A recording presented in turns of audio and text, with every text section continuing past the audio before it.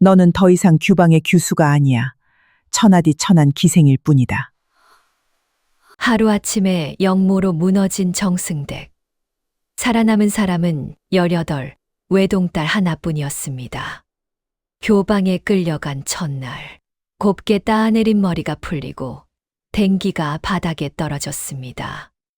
그로부터 2년 뒤, 장안 최고의 미인이라 불리는 기생 하나가 나타났습니다. 그러던 어느 날, 연회에 들어선 사내가 그 얼굴을 보고 문턱에서 걸음을 멈췄습니다. 달빛 아래 이야기가 계속될 수 있도록 구독과 좋아요로 응원의 마음을 보태주세요. 자, 그럼 오늘도 감동적인 옛날 이야기 지금 바로 시작합니다. 옛날 옛적 한양 북촌 깊은 골목에 담장이 유난히 높은 집이 하나 있었습니다. 우의정 한정엽의 집이었지요. 담장이 높기로는 북촌에서 첫손에 꼽혔습니다. 지나는 사람마다 한 번씩 올려다보고 가는 담이었지요. 그 집 딸의 이름은 서온이었습니다. 그해 나이 10살이었지요. 서온은 그 담장 안에서 곱게 자랐습니다. 부부가 늦게 얻은 외동딸이라 안팎이 온통 그의 아이 하나를 위해 돌아갔지요. 글도 가르쳤고 서화도 가르쳤고 손끝에 물 한 방울 묻히지 않게 길렀습니다. 다만 바깥나들이만은 좀처럼 시키지 않았습니다. 그래서 북촌에서도 그 얼굴을 본 사람이 엿되지 않았지요. 소문만 담을 넘어 다녔습니다. 저 집에 딸이 하나 있다지. 곱기가 장안에서 첫손이라던데. 봤는가? 보긴 어찌 보았겠는가? 그러나 정작 서온이 궁금해하는 것은 담밖이 아니었습니다. 어머니, 말하렴. 제 정혼자는 어떤 사람이어요? 어머니가 바느질하던 손을 멈추고 딸을 내려다보았습니다. 좌이정 대기운 도령이란다. 그건 알아요. 얼굴을 엿주는 거예요. 얼굴은 이 어미도 못 보았구나. 어머니도요? 그럼 사내 아이 얼굴을 함부로 보러 다니는 법이 어디 있느냐? 서온은 입술을 삐죽였습니다. 이름도 모르고 얼굴도 모르는 사람과 혼인을 한다니 10살짜리에게는 참으로 이상한 일이었지요. 그해 5월 살구꽃이 다 지고 마당에 푸른 그늘이 짙어질 무렵이었습니다. 담장 밖에서 부스럭거리는 소리가 났습니다. 형님, 여기가 맞습니까? 맞다니까. 조용히 해. 제가 아래를 받칠 테니 어서 올라가십시오. 담 아래에서 아이들 목소리가 두런거렸습니다. 사내 아이 셋이 서로 어깨를 밟고 올라서고 있었지요. 맨 위로 올라간 아이는 12살 난 도헌이었습니다. 좌이정 윤명규의 아들이었습니다. 보이십니까? 아직. 뭐가 그리 궁금해서 그러십니까? 어차피 혼인할 사이인데 나중에 보면 될 것을. 나중이 언젠데. 도헌이 담 위로 겨우 목을 내밀었습니다. 손끝에 기와가 미끄러웠지요. 마당이 눈에 들어왔습니다. 살구나무 아래에 여자아이가 하나 앉아 있었습니다. 머리를 곱게 따아 자줏빛 댕기를 들이운 아이였습니다. 무릎에 책을 펴놓고 손가락으로 글자를 짚어가고 있었지요. 도헌은 숨을 멈췄습니다. 그 순간 발밑이 흔들렸습니다. 형님, 무겁습니다. 조금만. 못 버티겠습니다. 우지끈 하는 소리와 함께 도헌의 몸이 담 안쪽으로 넘어갔습니다. 쿵. 도헌은 마당 흙바닥에 그대로 나동그라졌습니다. 무릎이 화끈했지요. 바지가 찢어지고 살갗이 벗겨져 피가 배어 나왔습니다. 담 밖에서는 발소리가 우다다 멀어졌습니다. 사촌 형들이 달아난 것이었습니다. 이런. 도헌이 이를 악물고 몸을 일으키려는데 앞에 그림자가 졌습니다. 고개를 들었습니다. 아까 그 아이가 서 있었습니다. 책을 든 채로 도헌을 내려다보고 있었지요. 해가 아이의 등 뒤에 있었습니다. 도헌의 눈에는 아이의 얼굴이 아주 또렷하게 보였습니다. 눈이 크고 검었고 눈썹이 먹으로 그린 듯 했습니다. 도헌은 그 얼굴을 그대로 눈에 담았습니다. 많이 다치셨어요? 아이가 물었습니다. 도헌은 대답을 못했습니다. 무릎이 아파서가 아니었지요. 피가 나는데요. 아이가 무릎을 굽히고 앉았습니다. 그러더니 손을 뒤로 넘겨 제 머리에서 댕기를 풀었습니다.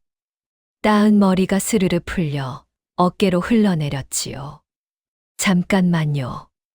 아이가 자줏빛 댕기로 도헌의 무릎을 감았습니다. 손끝이 야무졌습니다. 이래도 아파요? 아니, 다행이네요. 아이가 매듭을 지으며 말했습니다. 담은 낮은 대로 넘으셔야지요. 도헌의 얼굴이 확 달아올랐습니다. 낮은 데가 어디 있는데? 뒷곁이요. 감나무 옆이 낮아요. 거긴 어떻게 알아? 저도 넘어가 보고 싶어서요. 아이가 웃었습니다. 도헌은 그 웃음을 보고 또 말을 잃었지요. 그때 안채 쪽에서 유모의 목소리가 들렸습니다. 아씨, 아씨, 어디 계세요? 아이가 벌떡 일어섰습니다. 가셔야겠어요. 저쪽 뒷곁으로 나가시면 돼요. 저기, 예. 이름이, 어서요. 아이가 도헌의 등을 떠밀었습니다. 도헌은 절뚝이며 뒷곁으로 달아났습니다. 담을 넘어 골목에 내려선 도헌은 그제야 제 무릎을 내려다보았습니다. 자줏빛 댕기가 야무지게 매여 있었지요. 도헌은 그 자리에 한참을 서 있었습니다. 한편 마당에 남은 서우는 풀린 머리를 손으로 매만지며 서 있었습니다. 아씨, 머리가 왜 이래요? 유모가 달려와 호들갑을 떨었습니다. 댕기는 어디 갔어요? 잃어버렸어요. 세상에 어디서요? 몰라요. 서우는 담 쪽을 흘끗 보았습니다. 아무도 없었지요. 사실 서우는 그 아이의 얼굴을 보지 못했습니다. 해가 아이의 앞에 있었으니 눈이 부셔 그늘진 윤곽만 겨우 본 것이었습니다. 키가 저보다 조금 크고 목소리가 낮게 갈라지던 아이. 서운이 기억하는 것은 그뿐이었습니다. 그날 밤 서운은 아버지의 사랑방에 불려갔습니다. 우상 한정엽은 서안 앞에 앉아 있었습니다. 붓을 든 채로였지요. 이리 오너라. 예, 아버지. 오늘 마당에서 무슨 일이 있었다지. 서우는 고개를 숙였습니다. 담에서 사람이 떨어졌습니다. 다쳤더냐? 무릎에서 피가 났습니다. 그래서 어찌했느냐? 제 댕기로 쌈에 주었습니다. 한정엽이 붓을 내려놓았습니다. 그러고는 웃었지요. 잘했다. 서운이 고개를 들었습니다. 꾸중을 들을 줄 알았거든요. 아버지, 혼내지 않으세요? 혼낼 일이 무엇냐? 다친 사람을 싸매준 것이. 규수가 사내 앞에 나섰다고 어머니께서. 어미는 어미의 도리를 말한 것이고 나는 사람의 도리를 말하는 것이다. 한정엽이 서안을 손으로 짚으며 몸을 앞으로 기울였습니다. 서운아. 예. 이리 와서 이것을 보아라. 서안 위에는 종이가 여러 장 펼쳐져 있었습니다. 글자가 빽빽했지요. 이게 무엇이어요? 상소란다. 상소요? 임금께 올리는 글이지. 서운이 종이를 들여다보았습니다. 아버지의 글씨였습니다. 획이 곧고 끝이 야무진 글씨였지요.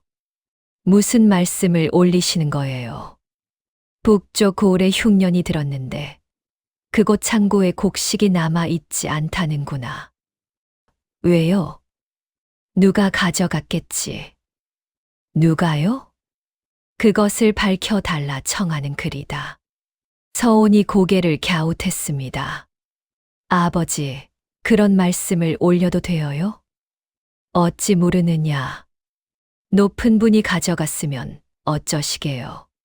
한정엽이 잠시 딸을 바라보았습니다. 그러더니 붓을 들어 딸에게 내밀었지요.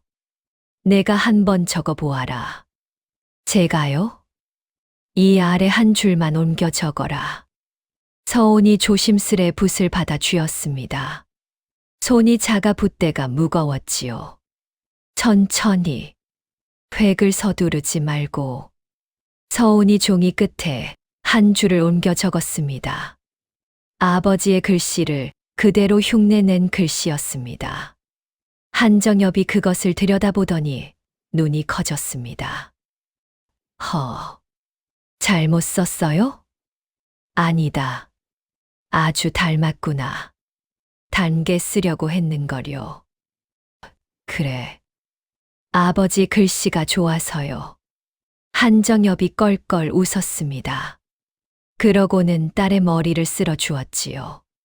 서온아, 내 한 가지만 일러두마. 예. 참된 말은 자리를 가리지 않느니라. 서온이 눈을 깜빡였습니다. 무슨 뜻이어요? 옳은 말은 정승의 입에서 나오나 종의 입에서 나오나 똑같이 옳다는 뜻이다. 그럼 아무나 해도 되는 거예요. 해도 되는 것이 아니라 해야 하는 것이지. 서온은 그 말을 알아듣지 못했습니다. 그저 아버지가 무언가 중요한 말을 했다는 것만 알았지요. 예, 아버지. 그래. 이만 가서 자거라. 서온이 방을 나서다가 문턱에서 돌아보았습니다. 아버지는 다시 붓을 들고 있었습니다. 등잔불에 비친 그 등이 아주 넓어 보였지요. 서온은 그날 밤 잠자리에 누워 두 가지를 생각했습니다. 하나는 아버지의 말이었고 다른 하나는 낮에 마당에 떨어진 아이였습니다. 그 애는 왜 담을 넘었을까? 서온은 답을 알지 못한 채 잠이 들었습니다. 그리고 그 아이의 얼굴을 끝내 보지 못한 채로 8회가 흘러갔습니다. 그 8회 동안 북촌의 두 집은 사이가 각별했습니다. 우의정 한정엽의 집과 좌의정 윤명규의 집이었지요. 두 사람은 젊어서부터 벗이었습니다. 같은 해에 급제하여 같은 해에 벼슬길에 올랐고 서로 다른 자리를 거쳐 결국 의정부에서 다시 만났습니다. 조정에서는 두 사람을 두고 이런 말이 돌았습니다.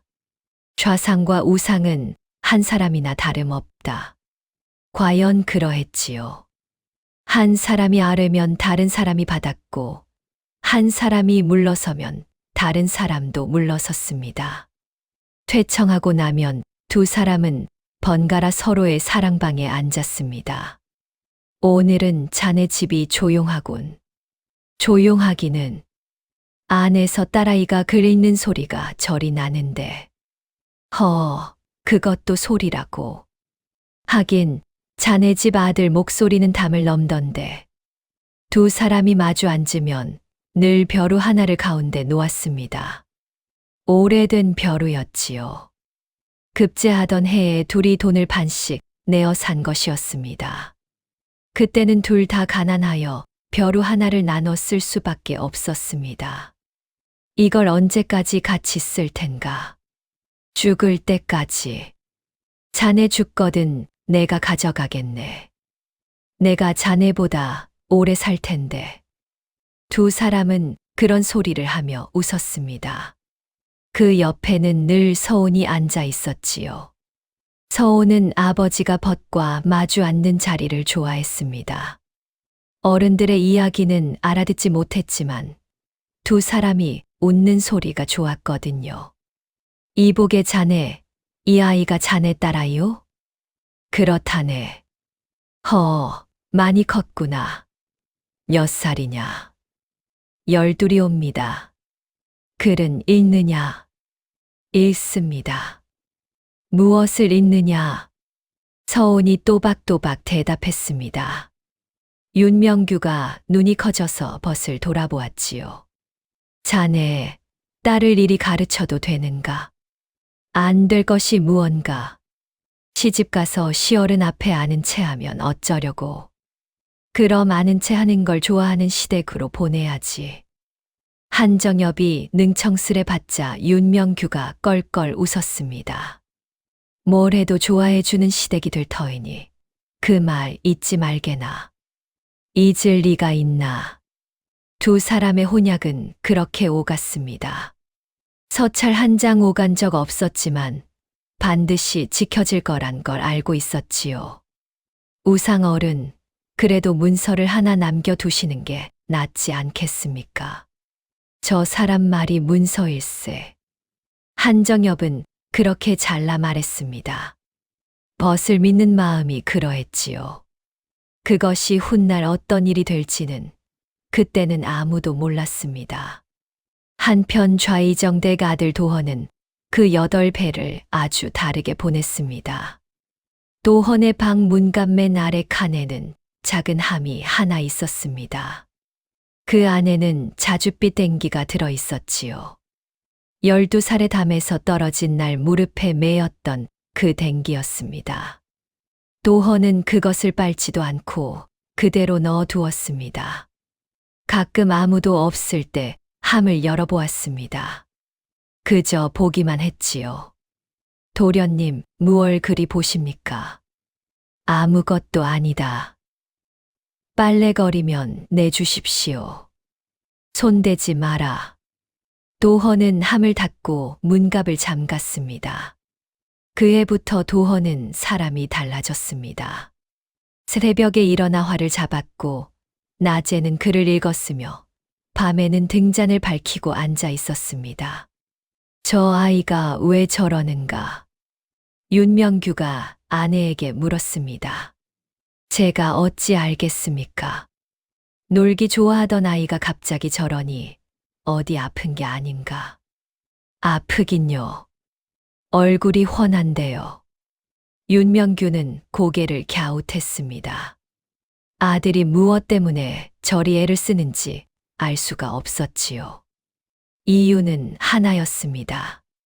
도헌은 어울리는 사람이 되고 싶었습니다. 담 위에서 내려다본 그 얼굴에 걸맞은 사람. 그것이 12살 이후로 도헌이 스스로에게 건 조건이었습니다. 세월이 흐르며 장안의 소문이 하나 돌기 시작했습니다. 북촌 우상댁 따님을 아는가? 안다마다. 장안 최고의 미인이라지. 본 사람이 있나? 없지. 그러니 소문이지. 본 사람도 없는데 최고라니. 보지 않았으니 최고인 게야. 저작거리에서 그런 말이 오갈 때마다 도헌은 걸음을 늦추고 귀를 기울였습니다. 그러고는 아무 말 없이 지나갔지요. 속으로는 이렇게 생각했습니다. 나는 보았다. 그것이 도헌의 유일한 자랑이었습니다. 누구에게도 말할 수 없는 자랑이었지요. 서운의 나이 18이 되던 해였습니다. 서운은 그해 아버지의 서한 곁에 앉는 일이 잦아졌습니다. 아버지, 이건 어디에 넣을까요? 거기 오른쪽에. 글씨가 흐려졌는데 다시 쓸까요? 내가 쓰겠느냐? 제가 씁니다. 서운은 아버지의 상소 초안을 정서하는 일을 맡았습니다. 아버지의 글씨를 그대로 옮겨 쓰는 일이었지요. 한정엽은 딸의 손을 믿었습니다. 내 글씨가 내 글씨보다 낫구나. 아버지 글씨를 흉내낸 것인데요. 그래서 더 무서운 게야. 무섭다니요. 흉내를 이만큼 내면 남이 보고 내가 쓴 줄 알 것 아니냐. 한정엽이 농으로 한 말이었습니다. 서온도 웃고 넘겼지요. 두 사람은 그때 몰랐습니다. 그 말이 몇 해 뒤에 어떤 일이 될지를요. 그 무렵 한정엽의 집에 자주 드나드는 사람이 하나 있었습니다. 형조판서 황제로였습니다. 황제로는 키가 크지 않았습니다. 어깨가 좁고 목이 짧아 옆에 선 사람보다 늘 한 뼘쯤 작아 보였지요.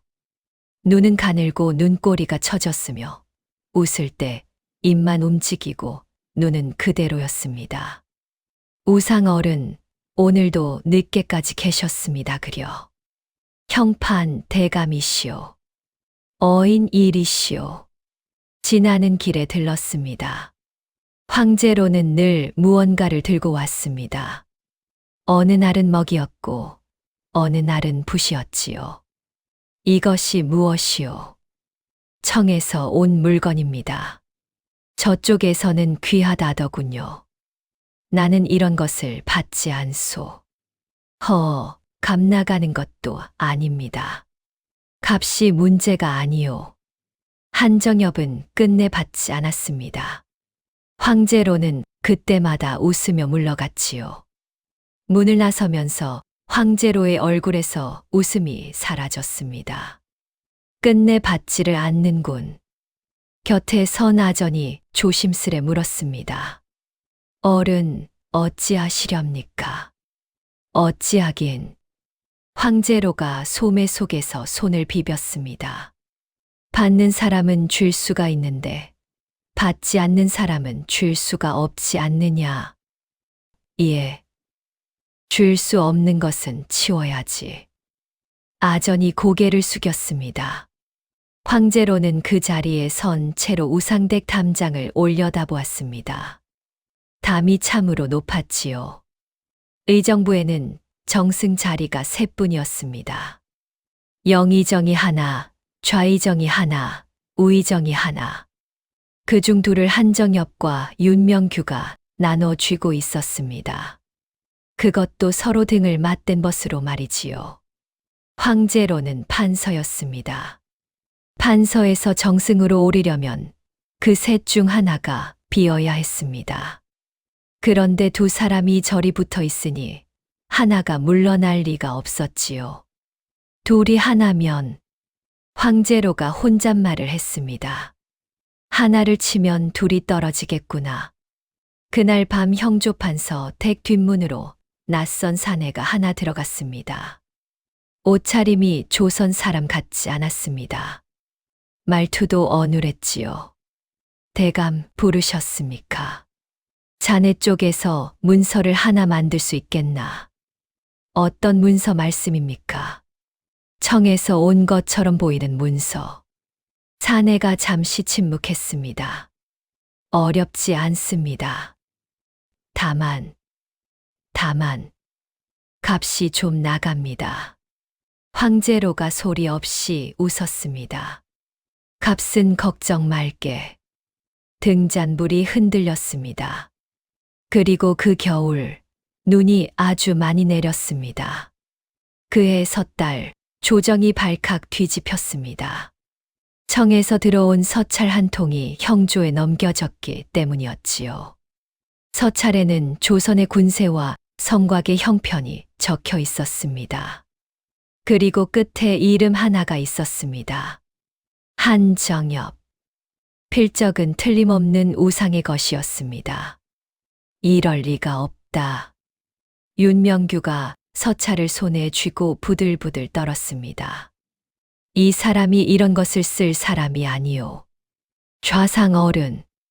황제로가 옆에서 조용히 말했습니다. 필적은 세 사람이 보았습니다. 세 사람이 아니라 30사람이 보아도 아니오. 저도 믿고 싶지 않습니다. 허나 문서가 이러하니 어찌합니까? 윤명규는 말문이 막혔습니다. 국청이 열렸습니다. 한정엽은 끌려 나와서도 얼굴빛이 변하지 않았습니다. 내가 쓰지 않았소. 글씨는 대감의 것이오. 글씨가 내 것이라고 내가 쓴 것이오? 그럼 누가 썼단 말이오? 그것을 밝히는 것이 형조가 할 일 아니오. 황제로가 옆에서 붓을 들고 있었습니다. 그 얼굴에는 아무 표정도 없었지요. 국무는 사흘 낮 사흘 밤을 갔습니다. 이례적으로 빨랐습니다. 영모를 다루는 옥사는 본디 달을 넘기는 것이 예사였지요. 증인을 부르고 문서를 맞춰보고 관련된 자들을 하나씩 불러들이는 대만도 여러 날이 걸리니까요. 그런데 이번에는 달랐습니다.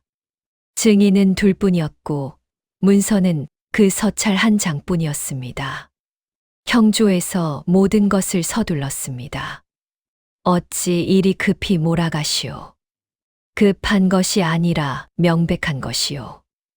명백한 것도 절차는 밟아야지요. 절차를 밟는 사이에 저쪽에서 또 무슨 짓을 하면 그 책임은 누가 지시겠소. 그 말 앞에서 아무도 입을 열지 못했습니다. 한정엽은 끝내 인정하지 않았습니다. 나흘째 되던 새벽, 우상 한정엽은 모진 고문 끝에 옥에서 숨을 거두었습니다. 그날 낮에 곧바로 정몰이 내려졌습니다. 문서가 만들어지고 집이 봉해지기까지 하루가 채 걸리지 않았지요. 관원들도 서로 얼굴을 보았습니다. 일이 서둘러도 되는 것이오? 위에서 오늘 안에 끝내라 하셨소. 허나 아직 손볼 데가. 손은 나중에 보시오. 집이 봉해지고 재산이 몰수되었습니다. 사내들은 죽거나 귀양을 갔고 어머니는 그의 겨울을 넘기지 못했습니다. 남은 사람은 딸 하나뿐이었지요. 그날 서우는 집 밖으로 끌려 나왔습니다. 머리는 헝클어졌고 신은 한 짝이 벗겨져 있었습니다. 그래도 서우는 울지 않았습니다. 담장 밖 골목에는 사람들이 몰려 서 있었습니다. 저것이 우상댁딸이라지. 장안 최고의 미인이라던. 그러게 절이 될 줄 누가 알았나. 수군거리는 소리 속을 서우는 고개를 들고 걸었습니다. 그 골목 끝에 사내가 하나 서 있었습니다. 윤도헌이었지요. 도헌은 서운이 끌려 나온다는 말을 듣고 새벽부터 그 자리에 서 있었습니다. 손이 얼어 감각이 없었지요. 서운이 점점 가까워졌습니다. 도헌은 발을 뗐습니다. 그 순간 뒤에서 누군가 도헌의 팔을 붙들었습니다. 아버지였습니다. 아버지, 가만히 있어라. 저는 지금은 참아야만 한다. 윤명규의 손에 힘이 들어갔습니다. 도헌의 팔이 아플 만큼이었지요. 서운이 지나갔습니다. 바로 앞을 스쳐갔습니다. 서운은 도헌을 보지 못했습니다. 앞만 보고 있었으니까요. 도헌은 그 얼굴을 보았습니다. 8배만이었지요. 서운의 모습이 골목 끝으로 사라졌습니다. 그제야 윤명규가 아들의 팔을 놓았습니다. 아버지, 말해라. 어찌하여 저를 붙으셨습니까? 지금 손을 대면 우리도 같이 죽는다. 같이 죽으면 됩니다. 윤명규가 아들을 돌아보았습니다. 그 눈이 붉었지요. 같이 죽는 것이 의리가 아니야. 그럼 무엇이 의리입니까? 살아남는 것이다. 살아남아 힘을 길러라. 억울함은 힘 있는 자만이 풀 수 있느니라. 도헌이 주먹을 쥐었습니다. 손톱이 살을 파고들었지요. 지금 우리가 함께 무너지면 저 아이를 구해줄 사람이 이 나라에 하나도 남지 않는다. 윤명규의 목소리가 갈라졌습니다. 알겠느냐? 도헌은 대답하지 않았습니다. 그러나 그날 밤 도헌은 문간맨 아래 칸을 열었습니다. 자줏빛 땡기가 그대로 있었지요. 도헌은 그것을 소매 안에 넣었습니다. 교방은 담이 낮았습니다. 서온이 처음 그 마당에 들어섰을 때 가장 먼저 눈에 들어온 것이 그것이었지요. 담이 참 낮구나. 이상하게도 그런 생각이 들었습니다. 마당 한가운데에 여자가 하나 서 있었습니다. 마르고 눈매가 날카로운 여자였습니다. 행수 운심이었지요. 내가 그 집딸이냐? 서온은 대답하지 않았습니다. 묻는 말에 답을 해야지. 예. 운심이 서온의 턱을 잡아 얼굴을 들어 올렸습니다. 이리저리 돌려보더니 코웃음을 쳤지요. 곱기는 곱구나. 그러고는 손을 놓고 뒤로 물러섰습니다. 머리를 풀려라. 옆에 있던 여자들이 다가왔습니다. 무엇을 하시려고요? 기생이 댕기를 들이고 다니는 것 보았느냐? 저는, 너는 뭐? 운심이 서운의 말을 잘랐습니다. 너는 더 이상 규방의 규수가 아니야. 천하디 천한 기생일 뿐이다. 서온의 얼굴이 하얗게 질렸습니다.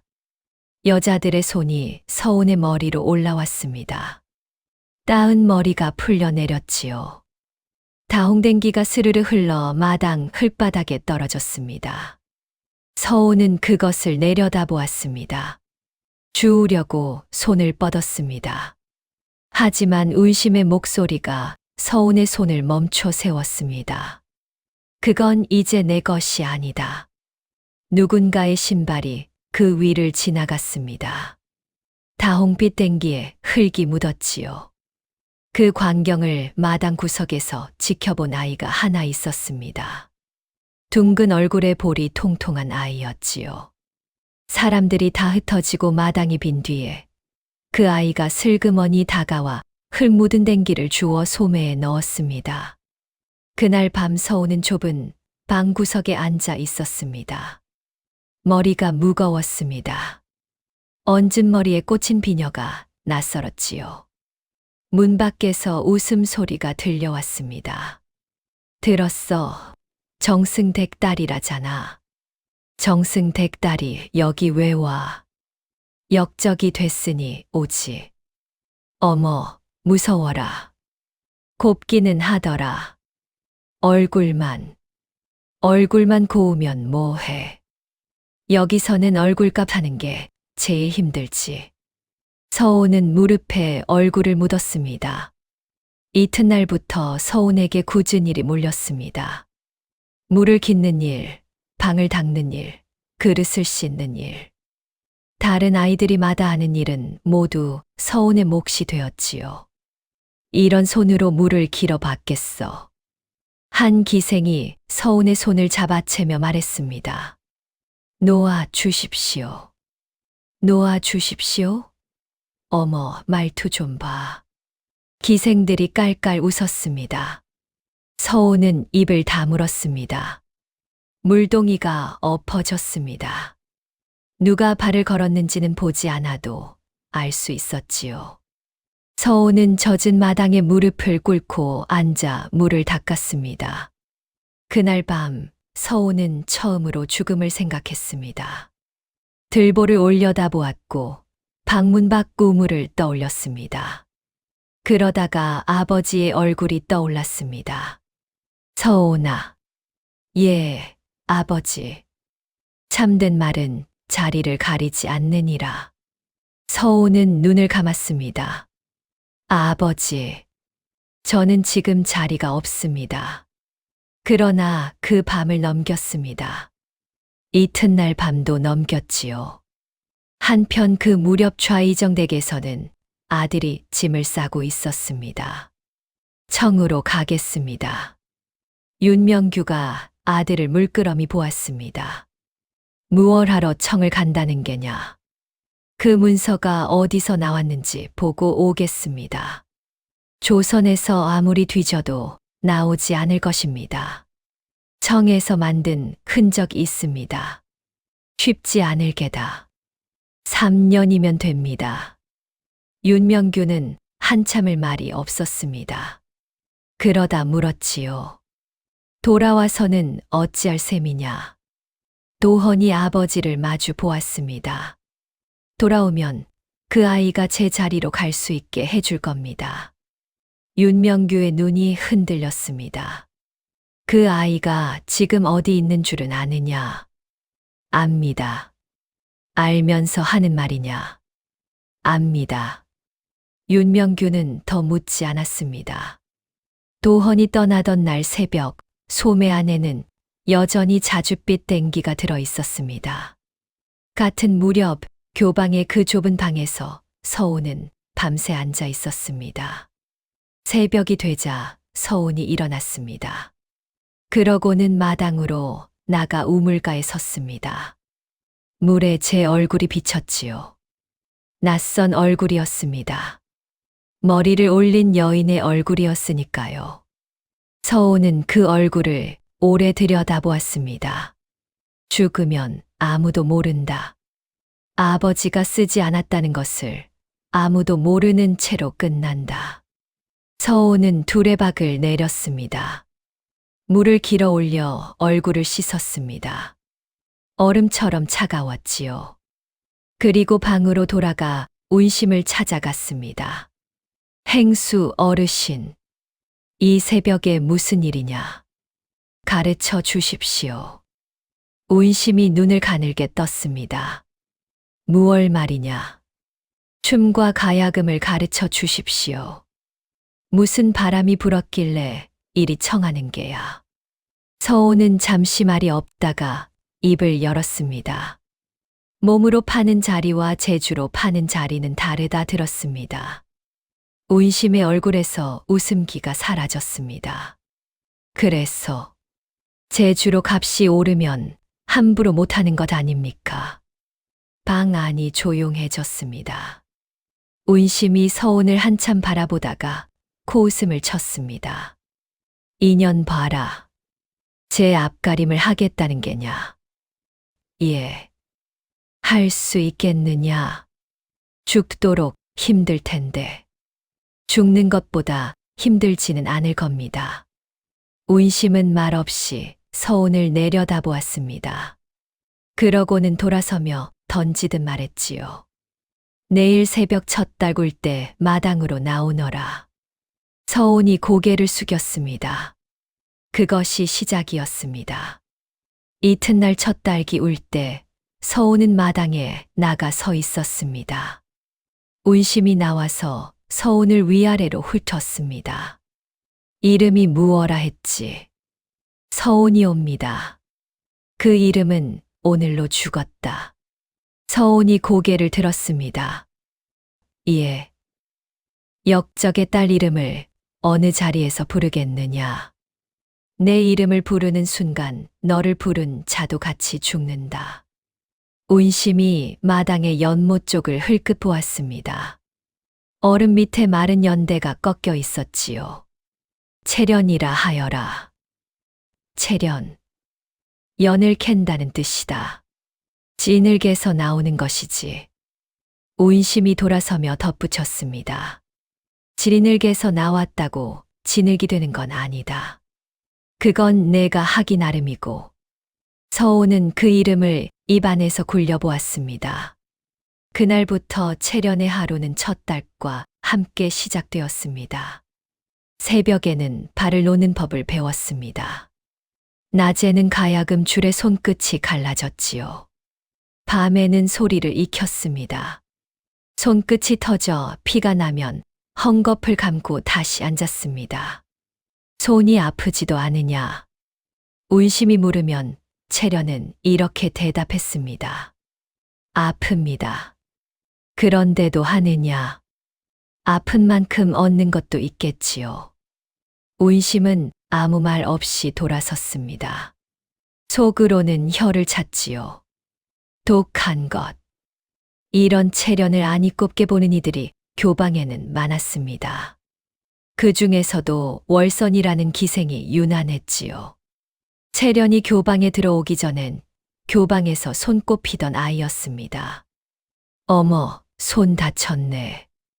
월선이 채련의 손을 잡아 뒤집었습니다. 이렇게 해서 뭘 하겠다는 거야? 놓아 주십시오. 놓아 주십시오. 놓아 주십시오. 아직도 그 소리야? 월선이 손을 탁 놓았습니다. 너 여기가 어딘 줄 아니? 내 아버지가 정승이었건 뭐였건 여기 들어온 이상 다 똑같아. 아니, 너는 우리보다 아래야. 어찌 그렇습니까? 우리는 태어날 때부터 이랬거든. 너는 떨어진 거고. 채련은 대답하지 않았습니다. 그날 밤 채련의 가야금 줄이 모두 끊겨 있었습니다. 채련은 끊어진 줄을 하나하나 걷어냈습니다. 울지 않았지요. 그 모습을 문틈으로 보고 있던 아이가 하나 있었습니다. 난양이었습니다. 난양은 채련보다 2살이 위였습니다. 얼굴이 둥글고 볼이 통통했으며 웃으면 눈이 아예 사라지는 아이였지요. 난양이 문을 열고 들어와 무언가를 내밀었습니다. 명주실 한 타래였습니다. 여기 이 줄로 해. 내가 쓰던 거 남은 거야. 어찌 주십니까? 아이 참, 받으라면 받아. 난양이 실을 던지듯 놓고 나가려다 문턱에서 돌아보았습니다. 그리고 월선이 앞에서는 그렇게 똑바로 서 있지 마. 고개 좀 숙이라고, 밟히기 싫으면. 채련은 잠시 생각하다가 대답했습니다. 숙여도 밟는 사람은 밟습니다. 난양이 눈을 동그랗게 떴습니다. 그러더니 픽 웃었지요. 너 진짜 이상한 애다. 그날 이후로 난양은 자주 채련의 방에 들렀습니다. 처음에는 말없이 앉아 있다가 갔고, 나중에는 아예 자리를 깔고 앉았지요. 언니는 어찌 저에게 잘해 주십니까? 난양이 무릎을 끌어안고 턱을 괴었습니다. 너 여기 온 첫날에 마당에서 댕기 떨어진 거 내가 봤거든. 채련의 손이 멈췄습니다. 넌 그걸 끝까지 주우려고 손을 뻗더라. 나라면 못했을 거야. 무서워서. 난양이 무릎을 끌어안았습니다. 나는 여기 들어온 날부터 다 놓고 살았거든. 놓으면 안 맞으니까. 방 안이 조용해졌습니다. 그래서 그냥 좀. 난양이 말끝을 흐리고 딴 데를 보았습니다. 채련은 아무 말 없이 가야금 줄을 마저 걸었습니다. 한참 뒤에 입을 열었지요. 난양 언니. 응. 글을 아십니까? 글. 내가 그런 걸 어떻게 알아? 배우시겠습니까? 난양이 손을 내저었습니다. 됐어. 나는 머리가 나빠서 안 돼. 머리가 나빠서 못 배우는 게 아니라 안 가르쳐 줘서 못 배운 겁니다. 난양이 입을 다물었습니다. 그날 밤 채련은 방바닥에 물을 찍어 글자를 썼습니다. 이게 난자입니다. 난초난. 이게. 그리고 이게 향자입니다. 물 자국이 마르기 전에 난양이 손가락으로 그 위를 따라 그었습니다. 이게 내 이름이야? 예. 난양이 한참을 들여다보았습니다. 그러더니 코를 훌쩍였지요. 나 이름 처음 봐. 자주 보시게 될 겁니다. 난양이 소매로 눈가를 문질렀습니다. 울지 않았어. 예, 안 우셨습니다. 그해 봄, 채련은 처음으로 자리에 나갔습니다. 큰 연회는 아니었습니다. 지방에서 올라온 손님 며칠 대접하는 작은 자리였지요. 온심이 채련을 뒤에 앉혔습니다. 오늘은 줄만 뜨더라. 말은 하지 말고. 예. 채련이 가야금을 안았습니다. 첫 소리가 울리자 방 안이 조용해졌습니다. 곡이 끝났을 때 상석에 앉은 손님이 술잔을 내려놓고 물었습니다. 저 아이가 누구요? 채련이라 하옵니다. 손님은 그날 밤 내내 채련의 얼굴에서 눈을 떼지 못했습니다. 돌아가는 길에 아전에게 이렇게 말했다고 합니다. 저런 소리를 내는 아이를 함부로 하면 다음에 저 소리를 못 듣네. 그 말이 교방에 돌았습니다. 온심이 채련을 불렀습니다. 내가 무슨 짓을 했느냐? 줄만 뜯었습니다. 그것뿐이냐? 말은 하지 말라 하셔서 하지 않았습니다. 온심이 채련을 물끄러미 보았습니다. 인연이 알고 하는 것인가, 모르고 하는 것인가. 그 뒤로 채련을 부르는 자리가 늘었습니다. 여름에는 이런 일도 있었습니다. 어느 자리에서 술이 과한 손님이 채련의 손목을 붙들었습니다. 이리 와 앉아라. 손을 놓아 주시지요. 놓으면? 채련이 손목을 잡힌 채로 조용히 말했습니다. 나으리, 나리께서는 오늘 이 자리에서 가장 좋은 귀를 가지셨습니다. 무어라? 곡이 끝나기 전에 박을 짚으신 분이 나리뿐이셨지요. 손님이 어리둥절해 하다가 헛기침을 했습니다. 옆에 앉았던 다른 손님이 껄껄 웃었지요. 자네 귀가 그리 좋았나? 그럼 좋고 말고. 손님이 겸연쩍게 손을 놓았습니다. 그럼 마저 뜯어보아라. 네, 들어보마. 채련이 자리로 돌아가 다시 줄을 뜯었습니다. 채련아, 너 아까 그거 무엇이 말입니까? 그 사람이 박 짚은 거. 그걸 어떻게 기억해? 채련이 가야금을 닦다 말고 손을 멈췄습니다. 들은 것은 대개 기억납니다. 대개가 아니라 다. 난향이 벌떡 일어나 앉았습니다. 야, 예. 그거 아무한테도 말하지 마. 채련이 난향을 보았습니다. 어찌 그렇습니까? 난향이 목소리를 낮췄습니다. 여기가 어딘 줄 알아? 사내들이 제일 방심하는 자리야. 술 들어가면 별소리를 다 해. 벼슬 이야기, 돈 이야기, 누구 목을 쳤다는 이야기까지.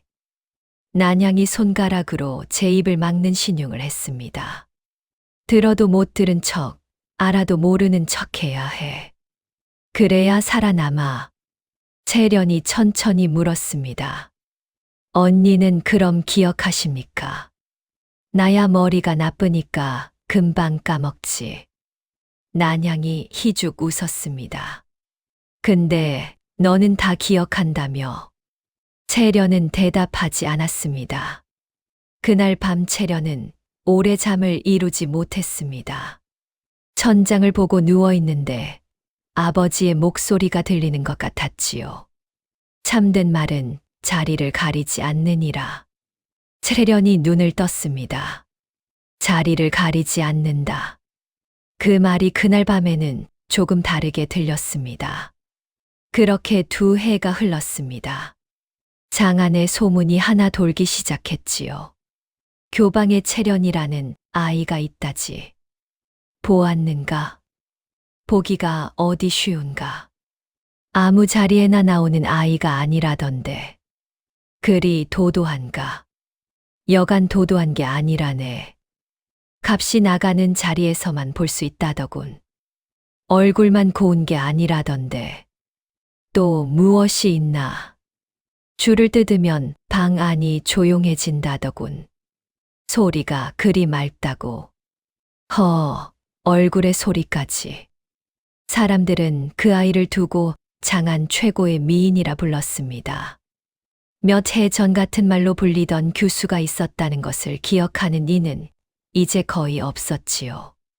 있다 해도 그 둘을 같은 사람이라고 생각하지는 못했습니다. 역적에 따른 죽은 셈이었고 살아있는 것은 채련이라는 기생이었으니까요. 운심은 채련을 아무 자리에나 내보내지 않았습니다. 어찌 저를 아끼십니까? 아끼는 게 아니다.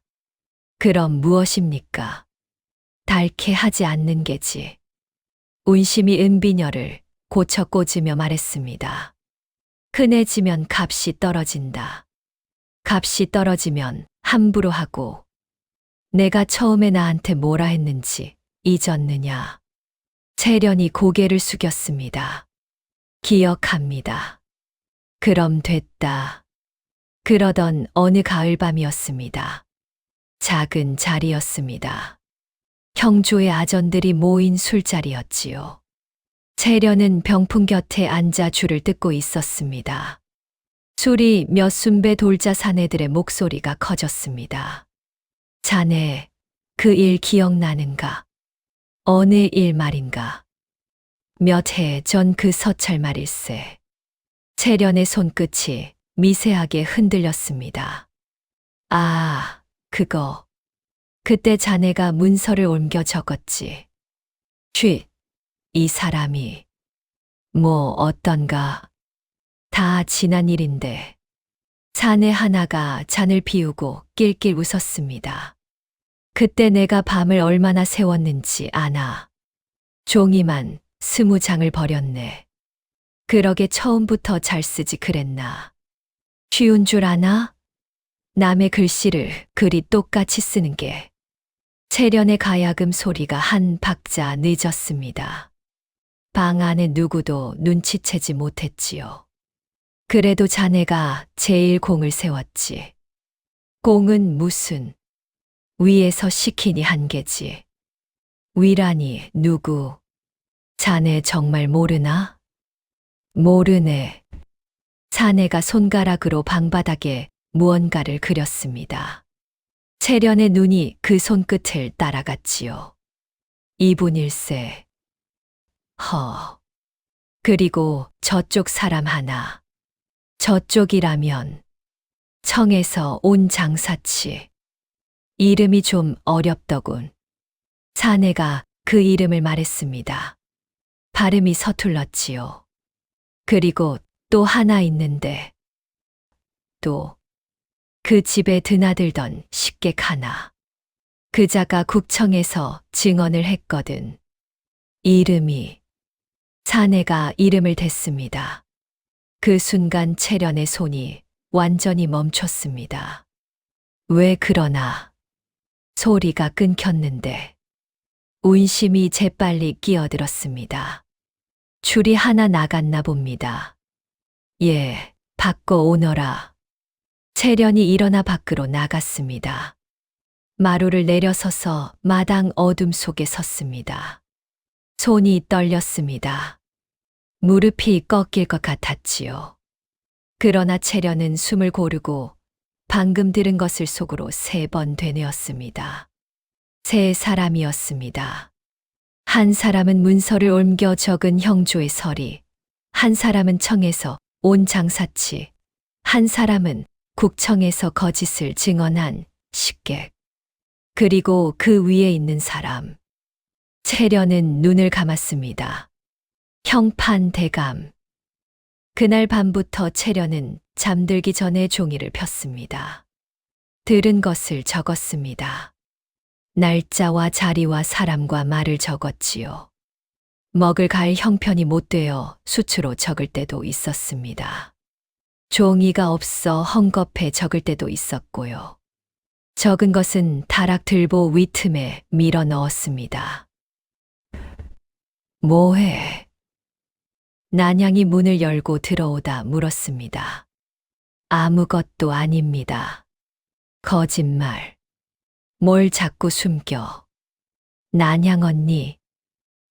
응. 모르는 게 나은 것도 있습니다.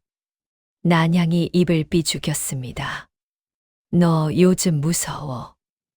그해 겨울이 지나고 이듬해 봄이 되었습니다. 장안에 또 하나 소문이 돌았습니다. 좌이정댁 아들이 청에서 돌아온다는 소문이었지요.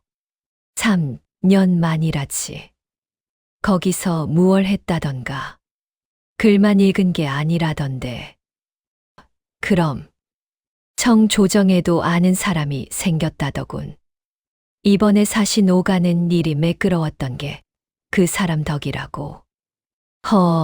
대단하구먼. 귀국을 축하하는 자리가 마련되었습니다. 장안의 젊은 자제들이 모이는 큰 연회였지요. 교방으로 기별이 왔습니다. 운심이 채련을 불렀습니다. 내일 나가야겠다. 어느 자리입니까? 장안의 자제들이 모이는 자리다. 채련의 얼굴이 굳었습니다. 행수 어르신. 왜? 그 자리는 제가 아니어도 내가 아니면 누가 가느냐? 운심이 채련의 말을 잘랐습니다. 저쪽에서 너를 콕 집어 청했다. 저르려. 장안 최고의 미인을 보겠다는데 어쩌겠느냐.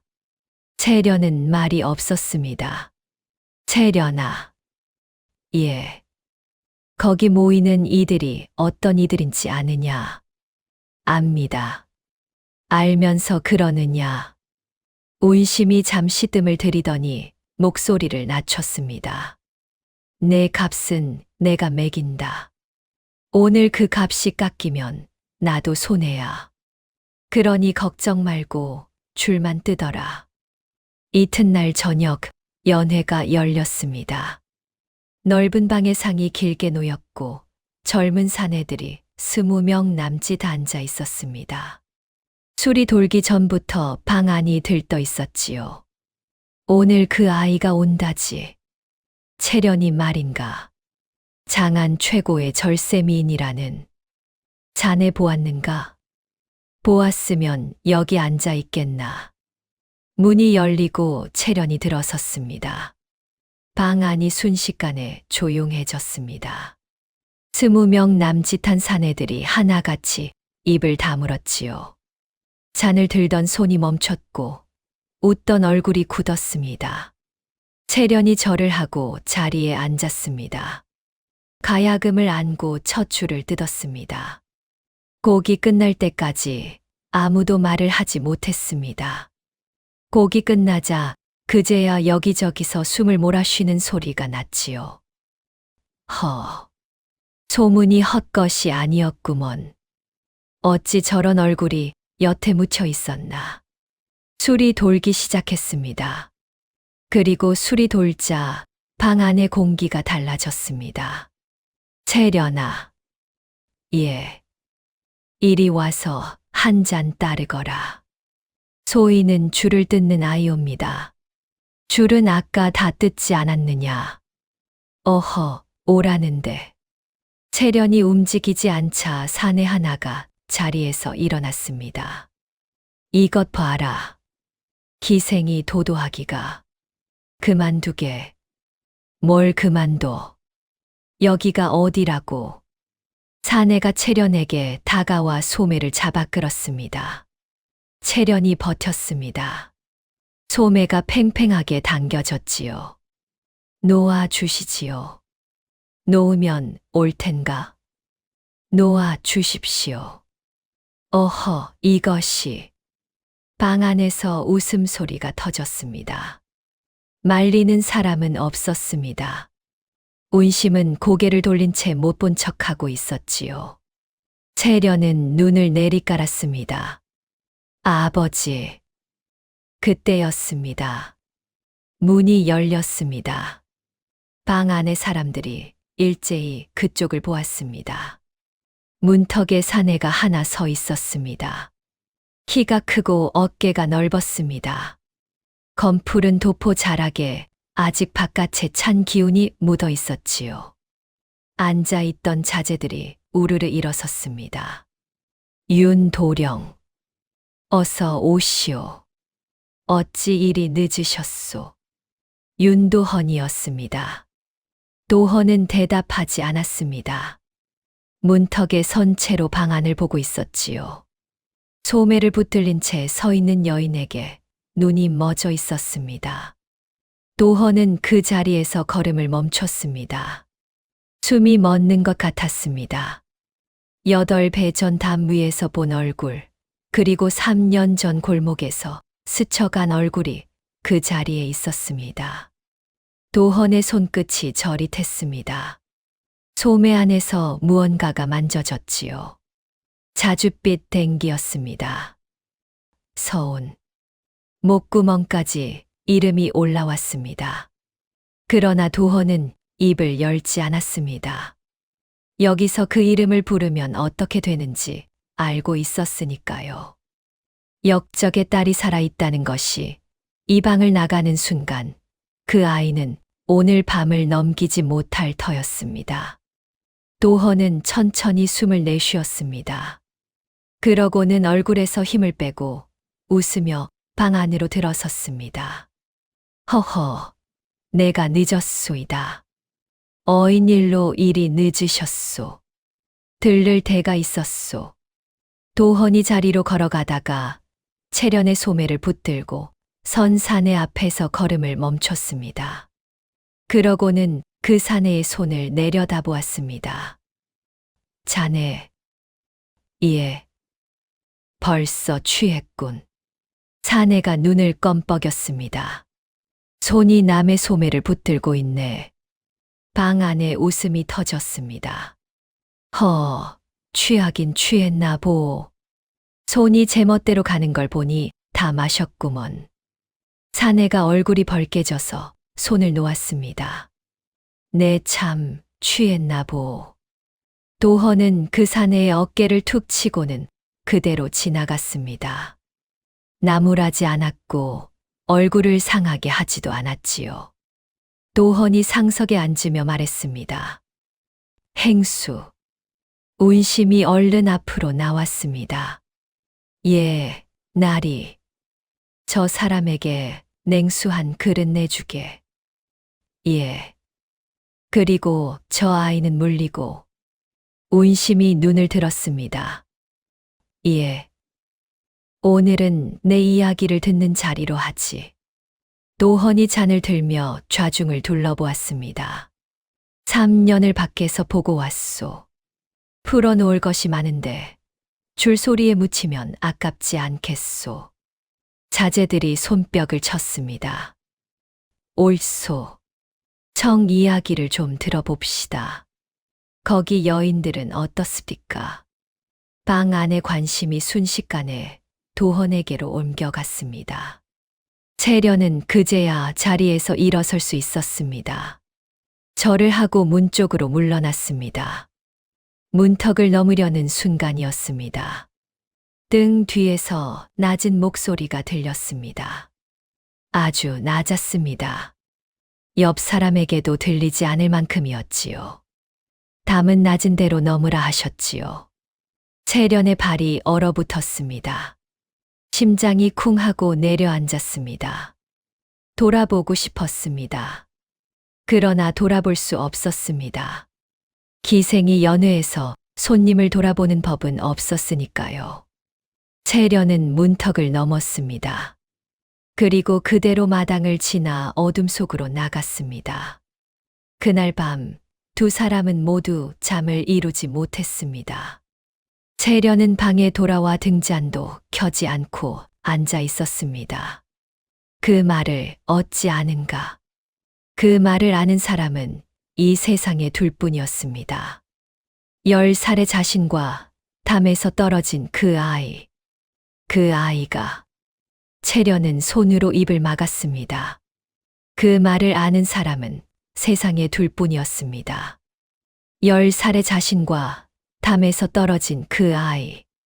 채련은 그 아이의 얼굴을 끝내 보지 못했습니다. 그러니 그 아이가 누구인지도 몰랐지요. 그런데 오늘 좌중은 그 사람을 이렇게 불렀습니다. 윤도령. 어머니의 목소리가 떠올랐습니다. 좌이정댁 윤도령이란다. 담을 넘었던 아이와 얼굴도 모른 채 정혼했던 사람이 같은 이였습니다. 채련의 어깨가 떨렸습니다. 나를 알아보셨구나. 그러고는 곧이어 다른 생각이 밀려들었습니다. 알아보고도 모른 척 하셨구나. 채련은 무릎에 얼굴을 묻었습니다. 밤이 더 깊었을 무렵이었습니다. 교방단 밖에 사내가 하나 서 있었습니다. 도헌이었습니다. 연회가 파하고 손님들을 다 배웅한 뒤에 곧장 이리로 온 것이었지요. 담이 낮았습니다. 마음만 먹으면 넘을 수 있는 담이었지만 도헌은 그저 담 너머 불빛을 보고 서 있었습니다. 밤바람이 찼습니다. 도헌은 소매 안의 댕기를 만졌습니다. 벌써 10년이 다 되었구나. 한참 뒤 채련의 방에 불이 꺼지자 도헌은 그제야 돌아섰습니다. 그 연애 이야기는 이튿날부터 장안에 돌았습니다. 어제 그 자리 이야기 들었는가? 채련이 나왔다지. 근데 나왔는데 물렸다더군. 물려? 윤도령이 물렸다네. 내 이야기를 듣는 자리로 하자면서. 사내 20명이 침을 흘리는 자리에서 여인을 물렸다고? 그러게 말일세. 청에서 3년을 살다 오더니 사람이 달라졌나.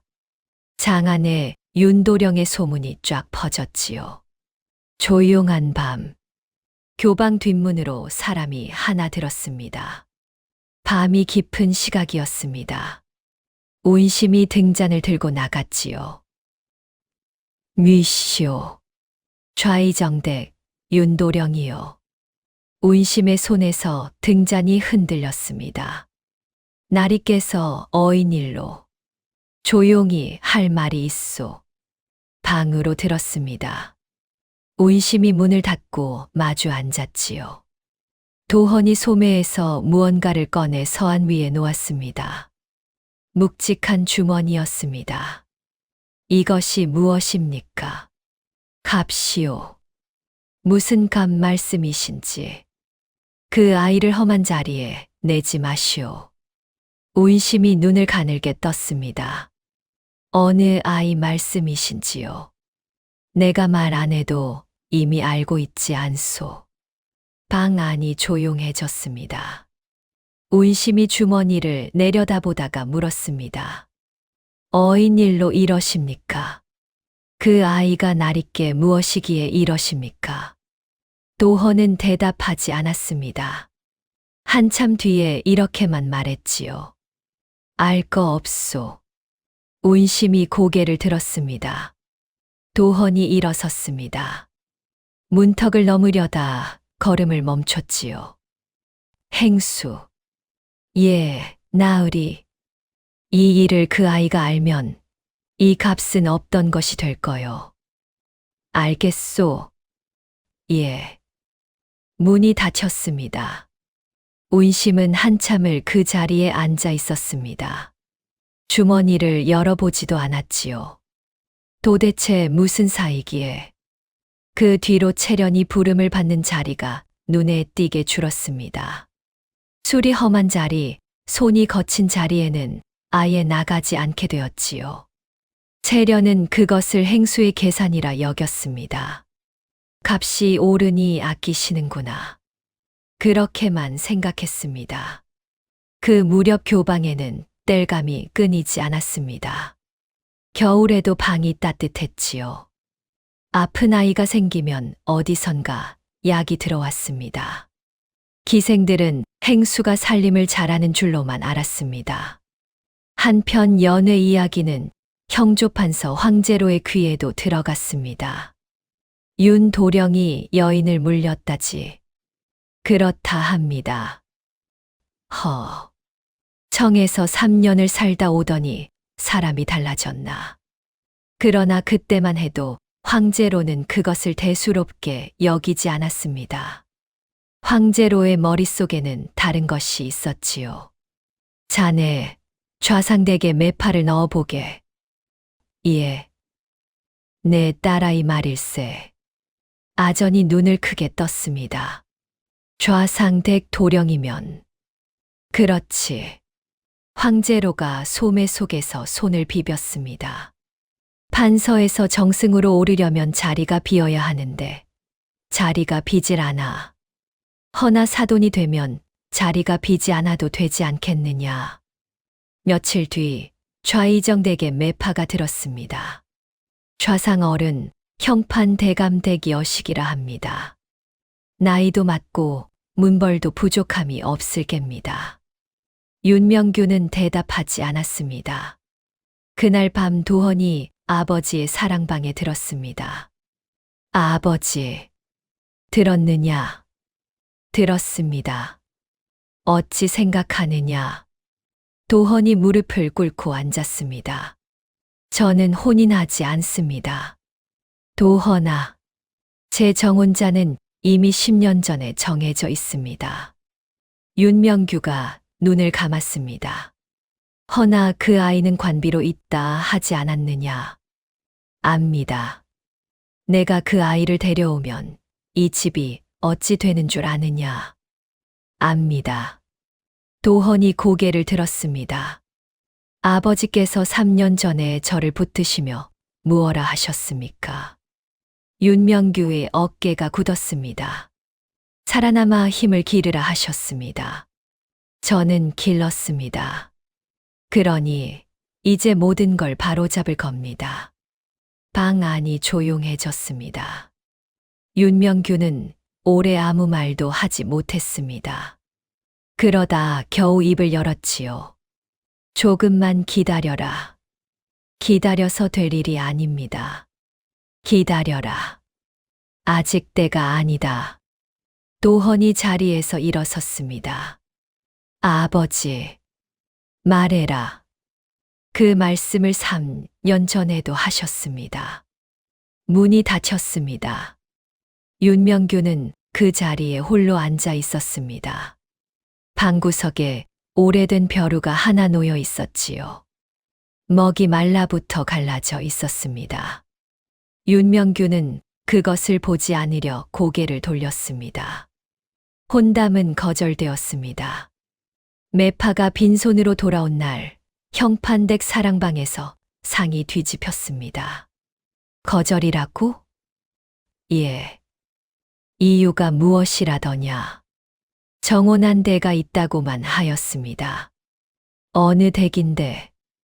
말씀을 아니하셨습니다. 황제로가 자리에서 일어섰습니다. 얼굴이 벌개졌지요. 정승댁에 매파를 넣었다가 문전에서 돌려보내진 것이 장 안에 다 퍼질 터였습니다. 어느 댁인지도 말을 못해. 말을 못할 혼처가 어디 있느냐. 황제로가 창가로 걸어갔습니다. 한참 서 있다가 조용히 물었습니다. 그 젊은 것이 요즘 어디를 다니느냐? 관아와 집을 오갈 뿐입니다. 그것뿐이냐? 아전이 머뭇거렸습니다. 한 가지 들은 것이 있긴 합니다. 말해라. 좌상대 카인이 술자리에서 흘린 말인데요. 연회가 있던 날 밤에 도련님이 교방 담 밖에 한참을 서 계셨다고. 황제로의 손이 멈췄습니다. 교방이라. 예. 들어가지 않고 그냥 서 계셨답니다. 황제로가 천천히 돌아섰습니다. 그날부터 교방에 사람이 붙었습니다. 물장수로 들어온 자가 있었고 땔감을 지고 오는 자가 있었지요. 그러나 아무것도 나오지 않았습니다. 애초에 채련이라는 기생은 어느 자리에도 함부로 나가지 않았고 누구와도 사사로이 말을 섞지 않았기 때문이지요. 그렇게 한 달이 가고 두 달이 갔습니다. 조바심이 난 황제로가 교방 아이들의 명단을 가져오게 했습니다. 이름과 나이, 관에 든 날짜까지 전부였지요. 며칠 뒤 명단이 올라왔습니다. 황제로가 그것을 손가락으로 짚어 내려갔습니다. 이 아이는 왜 아무것도 없느냐? 없습니다. 교방 아이들도 그 아이 내력을 모른다 합니다. 황제로가 눈을 가늘게 떴습니다. 내력을 몰라? 예. 기생이 제 내력을 감출 일이 무엇냐? 감출 것이 있으니 감춘 거겠지. 황제로가 아전을 보았습니다. 관에 들어온 날짜를 뒤져라. 여름이 다 갈 무렵 종이 한 장이 황제로 앞에 놓였습니다. 이것이 무엇이냐? 채련이라는 아이가 교방에 든 날입니다. 황제로가 그 날짜를 보았습니다. 그러고는 오래 말이 없었습니다. 손끝이 떨렸지요. 그 겨울이구나. 예. 정몰든 집안의 여식이 관비로 넘어간 날짜와 같습니다. 황제로가 종이를 구겼습니다. 여기 있었구나. 어찌하오리까. 황제로가 웃었습니다. 입만 웃고 눈은 그대로였지요. 어찌하긴. 그리고 며칠 뒤 물장수로 들어와 있던 자가 형판댁에 들었습니다. 어른, 한 가지 이상한 것이 있습니다. 말해라. 그 아이가 밤마다 등잔을 늦게까지 켭니다. 등잔을.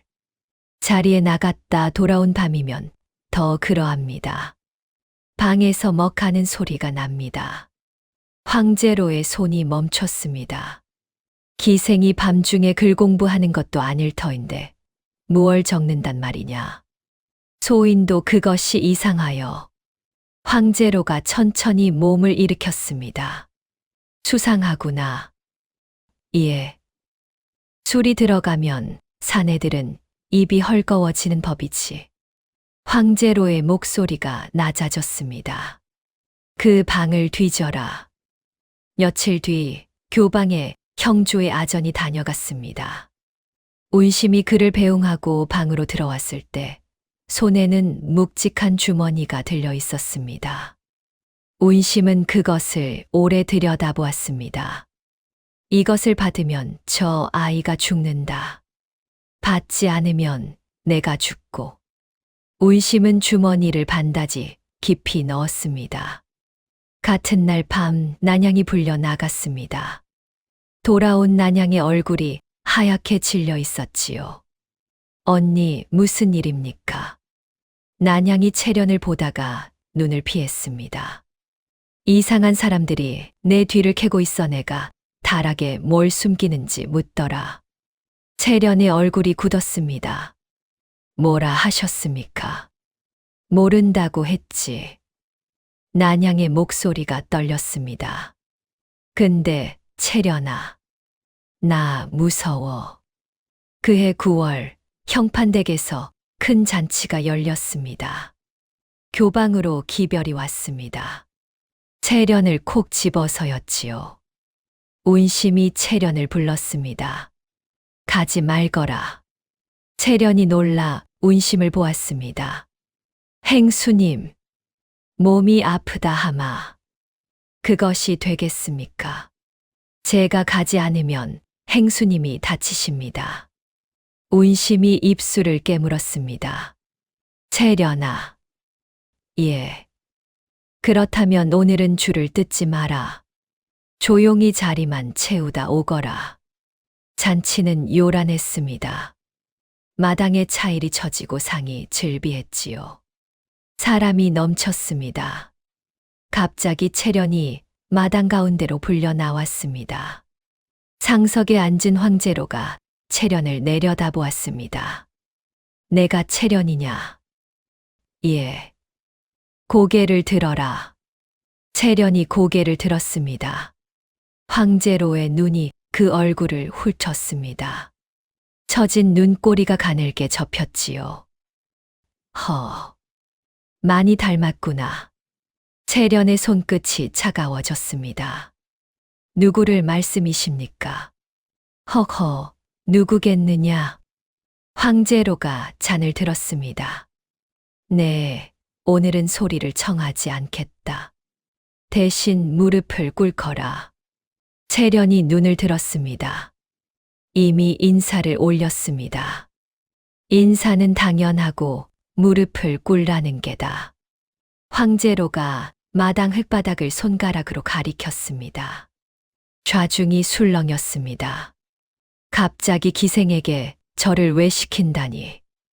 이 사람아, 남의 집 잔치에 말이 많네. 황제로가 웃으며 좌중을 둘러보았습니다.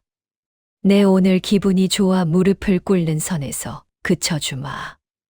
채련은 움직이지 않았습니다. 어허. 황제로의 목소리가 낮아졌습니다. 내 말이 안 들리느냐? 옆에 섰던 하인들이 다가와 채련의 어깨를 눌렀습니다. 채련의 무릎이 흙바닥에 닿았습니다. 치맛자락에 흙이 묻었지요. 고얀 것. 황제로가 잔을 비웠습니다. 제 아비가 어떤 자였는지도 모르고 채련이 고개를 들었습니다. 눈이 마주쳤습니다. 황제로가 소리 없이 웃었습니다. 바로 그때였습니다.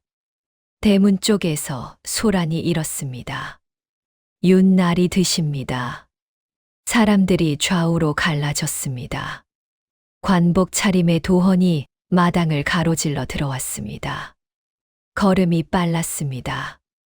무릎 꿇린 채련을 본 순간 도헌의 턱에 힘이 들어갔습니다.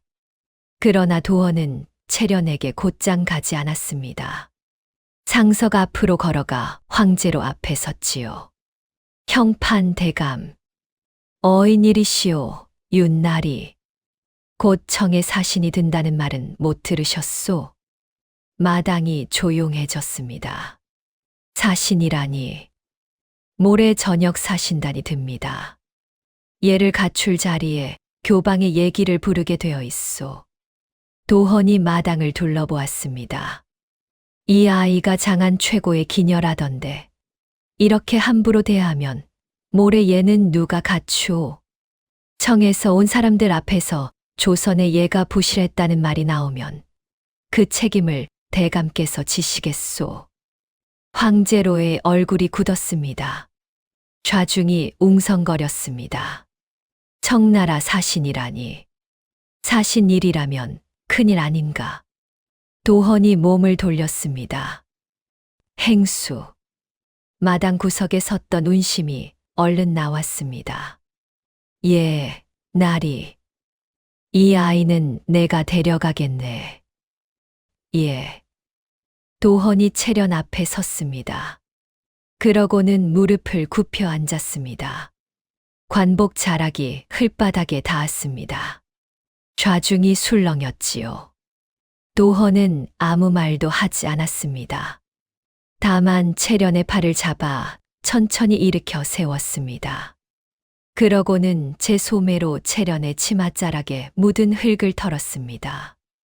한 번, 두 번. 마당에 누구도 입을 열지 못했습니다. 도헌이 일어서서 황제로를 보았습니다. 대감. 흙은 털어내면 그만이오. 무슨 말이오. 하지만 괜히 건드려서는 안 되는 것도 있다는 말이오. 도헌이 돌아섰습니다. 같이. 채련이 그 뒤를 따라 걸었습니다. 대문을 나와 골목으로 접어들 때까지 두 사람은 아무 말도 하지 않았습니다. 인적 없는 골목에서 도헌이 걸음을 멈췄습니다. 낭자 괜찮소? 채련이 고개를 숙였습니다. 어찌 이러십니까? 무엇을 말이오? 오늘 일이 소문나면 나리께서 다치십니다. 압니다. 아시면서 어찌? 압니다. 채련의 목소리가 떨렸습니다. 저는 한낱 기생이옵니다. 도헌이 채련을 보았습니다. 나리께서 무엇을 하시려는지 모르겠으나 저는 그럴 만한 사람이 아닙니다. 저는 관비이고 역적의 딸이고 서온 낭자. 채련의 말이 멎었습니다. 3년 만에 듣는 이름이었습니다. 도헌이 소매 안에서 무언가를 꺼냈습니다. 낡고 색이 바랜 자줏빛 댕기였습니다. 채련의 눈이 커졌습니다. 이것은 12살에 받았소. 그날부터 항상 지니고 다니오. 청에 갈 때도 가져갔고 도헌이 그것을 채련의 손에 쥐어 주었습니다. 내 마음은 10년 전과 변한 것이 없소. 기다려 주시오. 내가 낭자에게 지워진 누명을 모두 벗겨낼 터이니. 채련의 눈에서 눈물이 툭 떨어졌습니다. 2해 동안 한 번도 울지 않았던 아이였지요. 그날 밤 채련은 열이 났습니다. 잔치 마당 흙바닥에 오래 꿇었던 무릎이 시리고 밤바람을 맞으며 돌아온 탓에 온몸이 떨렸지요. 난양이 물수건을 갈아대며 밤을 지켰습니다. 미련한 것. 그러게 왜 버텨? 괜찮습니다. 괜찮기는. 새벽녘이 되어서야 열이 내렸습니다. 채련이 눈을 떴을 때 방 안은 조용했습니다. 난양은 옆에서 앉은 채로 잠들어 있었지요. 목이 말라 문을 열었습니다. 툇마루에 아무도 없었습니다. 그런데 마루 끝에 무언가가 놓여 있었습니다. 기름종이에 싼 약봉지였습니다. 그 옆에 물주전자가 있었고 주전자는 아직 미지근했지요. 채련이 마당을 내려다보았습니다. 밤새 서리가 내린 마당에 발자국이 나 있었습니다. 담 밖에서 들어와 툇마루 앞까지 왔다가 다시 돌아 나간 발자국이었습니다. 들어오지 않고 부르지도 않고 그대로 돌아간 발자국. 채련은 그 자리에 오래 서 있었습니다. 뒤에서 난양이 부스스 일어났습니다. 뭐해, 추운데. 언니. 응. 밤에 누가 왔습니까? 난양이 눈을 비볐습니다. 몰라. 나도 잠들었는데. 아, 근데 새벽에 잠깐 깼을 때 마루에서 무슨 소리가 나긴 했어. 무슨 소리요? 사람이 앉았다 일어서는 소리. 채련의 손이 문틀을 붙들었습니다. 누구였을까? 몰라. 나가 보니 아무도 없더라. 난양이 하품을 하고 도로 이불을 뒤집었었습니다. 채련은 약봉지를 손에 쥔 채로 한참을 서 있었습니다. 형판대감댁 잔칫날 이후 교방의 공기가 달라졌습니다. 사람들의 눈이 늘 채련을 따라다녔습니다. 그리고 열흘 뒤 그 일이 벌어졌습니다. 밤중에 형조의 사람들이 교방으로 들이닥쳤습니다. 어느 방이냐? 저쪽입니다. 문이 부서지듯 열렸습니다. 하필이면 채련은 그날 다른 자리에 불려 나가 있었습니다. 방에는 난양이 남아 있었지요. 비켜라. 무슨 일이십니까? 다락을 뒤져라. 난양이 다락 앞을 막아섰습니다. 여기는 제 방입니다. 비키래도 제 방이라니까요. 난양이 팔을 벌리고 버텼습니다. 몽둥이가 난양의 어깨를 내리쳤습니다. 난양이 바닥에 쓰러졌습니다. 그래도 다락 사다리를 붙들었지요. 이것이. 몽둥이가 다시 떨어졌습니다. 난양의 입에서 피가 나왔습니다. 그 사이 다른 자들이 다락을 뒤졌습니다. 들보틈에서 종이 뭉치가 쏟아졌지요. 찾았습니다. 태워라. 마당 한가운데에 불이 지펴졌습니다. 채련이 2해 동안 밤마다 적어온 종이들이 그 불 속으로 들어갔습니다. 날짜와 자리와 사람과 말이 재가 되어 날아올랐지요. 난양은 마당에 엎어진 채로 그것을 보았습니다. 채련이 돌아왔을 때는 불이 다 사그라진 뒤였습니다. 마당에 재가 쌓여 있었습니다. 난양은 없었습니다. 행수님 난양 언니는요? 운심이 대답하지 않았습니다. 언니는 어디 있습니까? 내쳤다. 어디로요? 모른다. 모르신다니요. 모른다니까. 운심이 소리를 질렀습니다. 그러고는 얼굴을 돌렸지요. 채련은 마당에 주저앉았습니다. 손으로 재를 헤집었습니다. 뜨거웠지만 놓지 않았습니다. 아무것도 남아있지 않았습니다. 종이도, 이름도, 그리고 난향도. 그날 밤 채련은 도헌을 찾아갔습니다. 제게 다가오지 마십시오. 도헌이 채련을 보았습니다. 무슨 말이오? 다시는 저를 찾지 마십시오. 서온 낭자. 제 곁에 있는 사람은 다칩니다. 채련의 목소리가 갈라졌습니다. 오늘 난향 언니가 다쳤습니다. 어디 있는지도 모릅니다. 다음은 나리십니다. 도헌이 손을 뻗었습니다. 채련이 한 걸음 물러섰습니다. 저는 나리를 망칩니다. 그러고는 돌아서서 어둠 속으로 걸어갔습니다. 도헌은 그 자리에 오래 서 있었습니다. 그날 밤 좌이정 댁 사랑방에는 불이 꺼지지 않았습니다. 도헌이 문을 열었을 때 윤명규는 방구석에 놓인 벼루를 들여다보고 있었습니다. 먹이 말라부터 갈라진 벼루였지요. 아버지. 윤명규가 돌아보지 않았습니다. 이 벼루를 아느냐? 압니다. 언제 산 것인지도 아느냐? 모릅니다. 내가 급제하던 해에 샀다. 윤명규가 손끝으로 벼루의 가장자리를 쓸었습니다. 그때는 나와 우대감 둘 다 가난해서 하나밖에 못 샀지. 서로 돈을 반씩 냈다. 그래서 늘 마주 앉았었다. 한 사람이 갈면 한 사람이 붓을 들고. 윤명규의 목소리가 낮아졌습니다. 저 사람이 죽고 난 이후 나는 이 벼루의 먹을 갈지 못했다.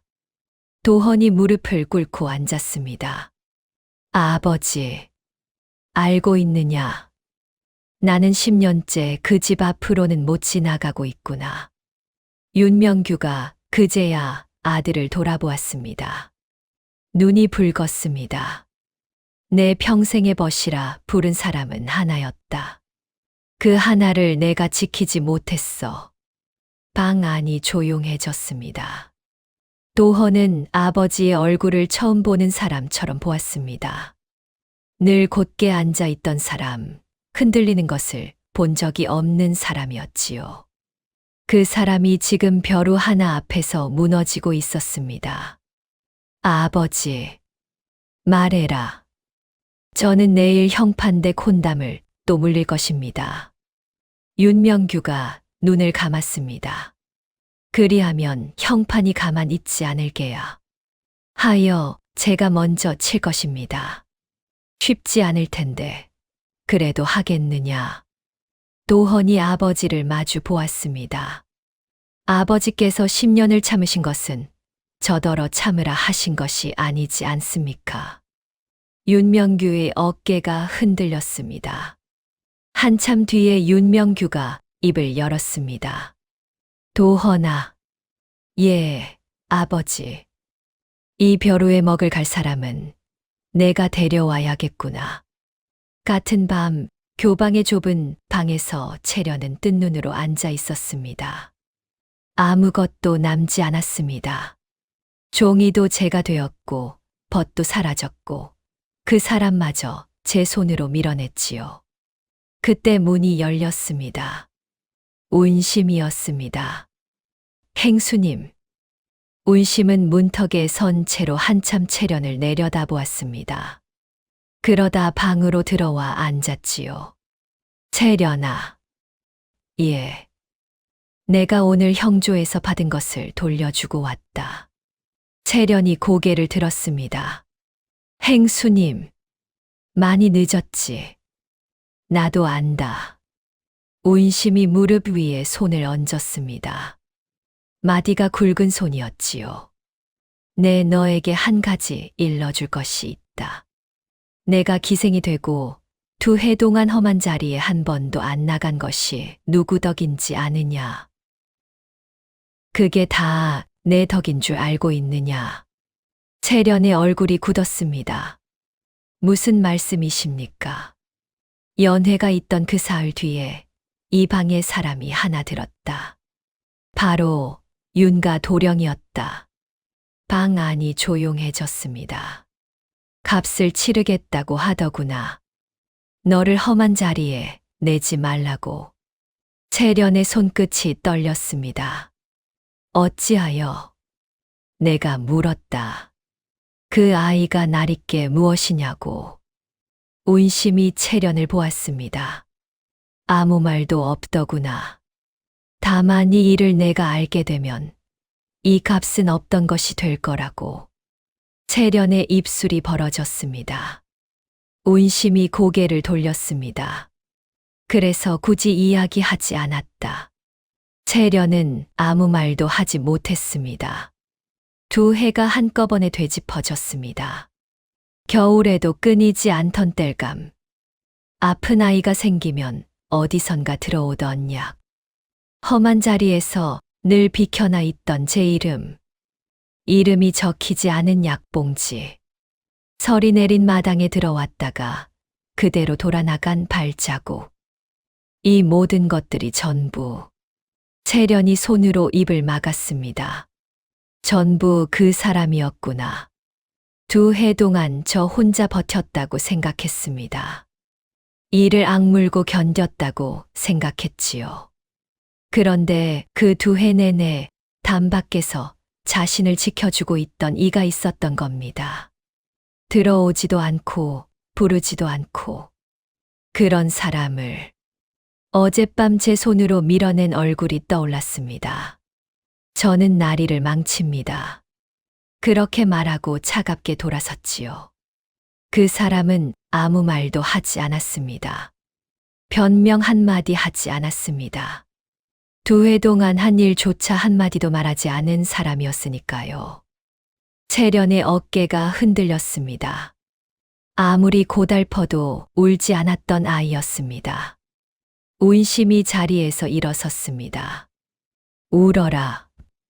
오늘은 울어도 된다. 문이 닫혔습니다. 채련은 방바닥에 손가락을 대고 무언가를 썼습니다. 먹도 종이도 없었으니까요. 이름 셋이었습니다. 형조의 서리 하나, 청에서 온 장사치 하나, 국청에서 증언한 식객 하나. 손가락 자국은 곧 사라졌습니다.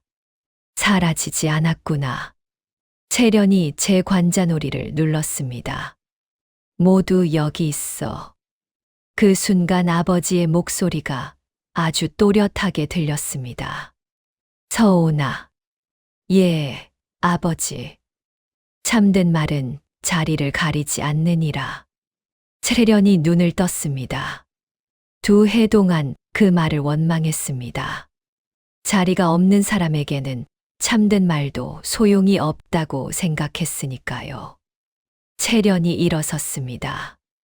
이번에는 제가 가겠습니다. 이튿날 새벽 채련은 담을 넘었습니다. 교방의 담은 낮았습니다. 두 해 동안 한 번도 넘지 않았을 뿐이었지요. 도헌의 집 앞에 채련이 섰을 때 도헌은 마침 문을 나서던 참이었습니다. 서온 낭자. 나리. 채련이 숨을 골랐습니다. 무슨 말부터 해야 할지 몰라 한참을 서 있었지요. 지난밤에 제가 드린 말씀이 있지요. 도헌의 얼굴이 굳었습니다. 오지 말라. 그리 말씀드렸지요. 예. 그 말은 제 진심이 아니었습니다. 도헌이 채련을 보았습니다. 제 곁에 있는 사람이 다치는 것이 무서웠습니다. 그래서 먼저 밀어냈습니다. 그런데 어젯밤에 행수 어르신께서 말씀해 주셨습니다. 채련의 목소리가 떨렸습니다. 두 해 동안 제가 험한 자리에 나가지 않은 것이 어인 일인지. 도헌이 고개를 돌렸습니다. 그 이야기를 들으셨소. 들었습니다. 행수가 입이 가볍구려. 나리. 채련이 한 걸음 다가섰습니다. 저는 두 해를 저 혼자 버틴 줄로만 알았습니다. 이를 악물고 견뎠다고, 제 힘으로 여기까지 왔다고 생각했습니다. 그런데 아니었습니다. 채련의 눈에서 눈물이 떨어졌습니다. 겨울에 방이 따뜻했던 것도, 아플 때 약이 들어온 것도, 험한 자리에서 제 이름이 늘 빠져 있던 것도 전부 날이셨지요. 도헌은 대답하지 않았습니다. 어찌 한마디도 아니하셨습니까? 어젯밤에도 제가 그리 모질게 말하는데도 도헌이 그제야 입을 열었습니다. 말하면 그대가 갚으려 할 것 아니요. 채련이 손으로 입을 막았습니다. 나는 그대가 갚으라고 한 일이 아니었소. 도헌이 채련 쪽으로 한 걸음 다가섰습니다. 서온 낭자. 예. 채련이 고개를 들었습니다. 청에서 3년을 보낸 것은 글을 읽으러 간 것이 아니었소. 그 서찰, 낭자의 아버지를 영모로 몰아간 그 서찰이 어디서 만들어진 것인지 나는 알아냈소. 채련의 눈이 커졌습니다. 청 예부에서 받아온 것도 있고 문서를 만든 자도 붙들어 두었소. 날이 머지않아 국청을 다시 열 것이오. 도헌의 목소리가 낮아졌습니다. 그대 아버지의 누명을 벗기고 그대를 원래 자리로 되돌려 놓을 것이오. 그러니 조금만 더 견뎌주시오. 채련은 한참을 말이 없었습니다. 그러다 아주 조용히 물었습니다. 날이 말하시오. 그 서찰을 만든 자는 붙으셨다 하셨지요. 그렇소. 시킨 자는요. 도헌이 말을 멈췄습니다. 시킨 자가 누구인지는 아십니까? 도헌은 대답하지 못했습니다. 그게 남아있는 마지막 구멍이었으니까요. 문서를 만든 손은 찾았지만 그 손을 움직인 사람은 끝내 나오지 않았습니다. 채련이 숨을 들이쉬었습니다. 제가 압니다. 도헌이 눈을 크게 떴습니다. 무어라 하셨소. 이름 셋을 말씀드리겠습니다. 기생은 자리에 앉아 술을 따릅니다. 사내들은 그 앞에서 입을 닫지 않지요. 채련이 도헌을 마주 보았습니다. 기생은 사람으로 안 보이니까요. 도헌의 얼굴이 굳었습니다. 2해 동안 아버지의 누명과 관련된 날짜와 자리, 사람과 말을 전부 적어두었지요. 그 기록이 지금 어디에 있소? 어젯밤에 다 탔습니다. 허나 종이만 타고 없어졌지요. 채련이 제 관자놀이를 짚었습니다. 여기에 있는 건 아직 남아 있습니다. 방금 전까지 울던 얼굴이 아니었습니다. 형조 서리 하나. 그자가 아버지의 글씨를 옮겨 적었습니다. 종이를 20장 버렸다고 제 입으로 말했습니다. 도헌이 숨을 삼켰습니다. 청에서 온 장사치 하나. 그자가 청관인의 형식을 갖췄습니다. 그리고 우리 집에 드나들던 식객 하나. 그자가 국청에서 거짓을 증언했습니다. 채련이 잠시 말을 멈췄습니다. 그 셋 위에 있는 사람은 형판 대감이십니다. 골목이 조용해졌습니다. 도헌은 한참을 움직이지 못했습니다. 어찌 이것을 여태 말씀하지 않으셨소? 섣불리 말할 수가 없었으니까요. 관비는 고변할 자격이 없습니다. 제가 무슨 말을 해도 그것은 증언이 되지 않습니다. 채련이 고개를 들었습니다. 그러니 나리께서 쓰십시오. 그리고 한 가지 더 아를 것이 있습니다. 말하시오. 저는 10살 때부터 아버지의 상소를 정서했습니다. 도헌의 눈이 커졌습니다. 아버지께서 초를 잡으시면 제가 옮겨 적었습니다. 8배를 그리했습니다. 그래서 아버지의 획을 압니다. 채련이 손끝으로 허공에 획을 그었습니다. 아버지의 획은 3번째에서 한 번 눌립니다. 붓을 세우셨다가 다시 뉘시거든요. 그 서찰에는 그것이 없었습니다. 도헌이 숨을 삼켰습니다. 그것을 언제 보았소? 국청에 끌려가시던 날 마당에 떨어진 것을 한 번 보았습니다. 채련의 목소리가 낮아졌습니다. 단 한 번이었지만 다 기억합니다. 도헌이 눈을 감았다 떴습니다. 도헌이 그 자리에서 한쪽 무릎을 꿇었지요. 나리, 약조하겠소. 반드시 그대의 이름을 되찾아 오겠소. 그날부터 도헌이 움직였습니다. 그 무렵 형판댁에서 매파를 다시 넣어왔습니다. 처음 것은 조용히 돌려보냈으나 이번에는 조용히 돌려보내지 않았습니다. 도헌은 조정의 사람들이 다 모인 자리에서 매파를 돌려 세웠지요. 윤나리, 어찌 이러시오. 제 정혼자가 따로 있습니다. 어느 대규수요? 때가 되면 말씀드리겠습니다. 그 소문이 반나절 만에 장안에 돌았습니다. 형판댁 체면이 땅에 떨어졌지요. 황제로가 상을 뒤엎었습니다. 이놈이, 대감, 고정하십시오. 고정, 내 얼굴에 침을 뱉었는데 저놈이 무얼 믿고 저러는지 알아내라. 당장. 그러나 도헌은 이미 저쪽보다 반걸음 앞서 있었습니다. 청에서 보낸 3년은 유학이 아니었습니다. 도헌이 청에서 찾아낸 것은 국경을 넘나들며 물건과 종이를 함께 파는 무리였습니다. 청 조정에서도 골칫거리였던 자들이지요. 도헌은 청의 관리 하나와 선을 대고 그 무리의 장부와 사람을 함께 넘겼습니다. 청에서는 골칫거리를 치워서 좋았고 도헌은 위조 문서의 개통과 예부의 확인서를 얻었습니다. 귀국 축하연이 그리 요란했던 것도 그 때문이었습니다. 도헌은 사간원으로 자리를 옮겼습니다. 탄핵을 발의할 수 있는 자리였지요. 그리고 몇 달 뒤 도헌이 상소를 올렸습니다. 조정이 뒤집혔습니다.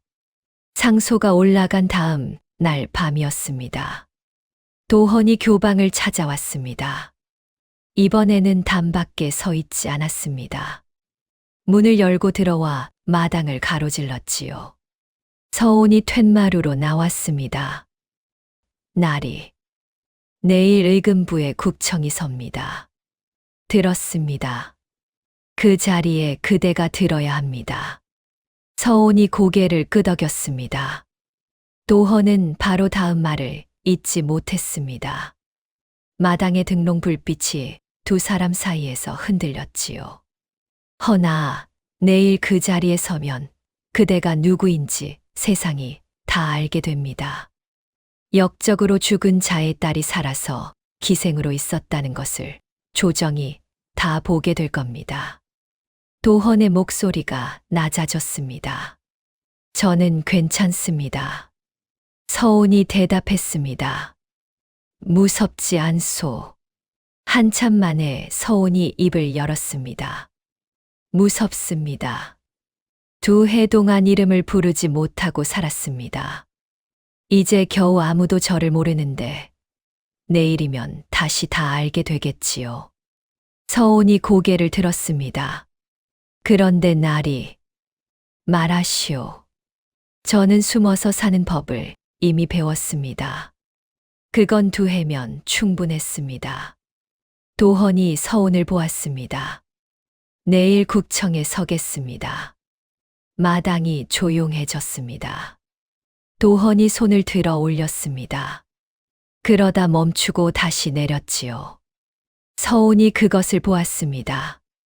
어찌 그러십니까? 아무것도 아니요. 손을 들었다가 내리셨습니다. 도헌이 잠시 말이 없다가 대답했습니다.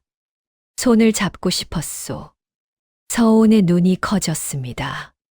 그러다 고개를 숙였지요. 한참 뒤에 아주 작은 목소리로 말했지요. 내일이 지나면 잡아도 돼요. 도헌이 숨을 멈췄습니다. 예. 아무것도 아닙니다. 서온이 돌아섰습니다. 두 귀가 빨갰지요. 그리곤 다시 도헌을 향해 돌아보았습니다. 날이, 예, 10살의 담을 넘으신 것이 그때부터였습니까? 도헌은 대답하지 않았습니다.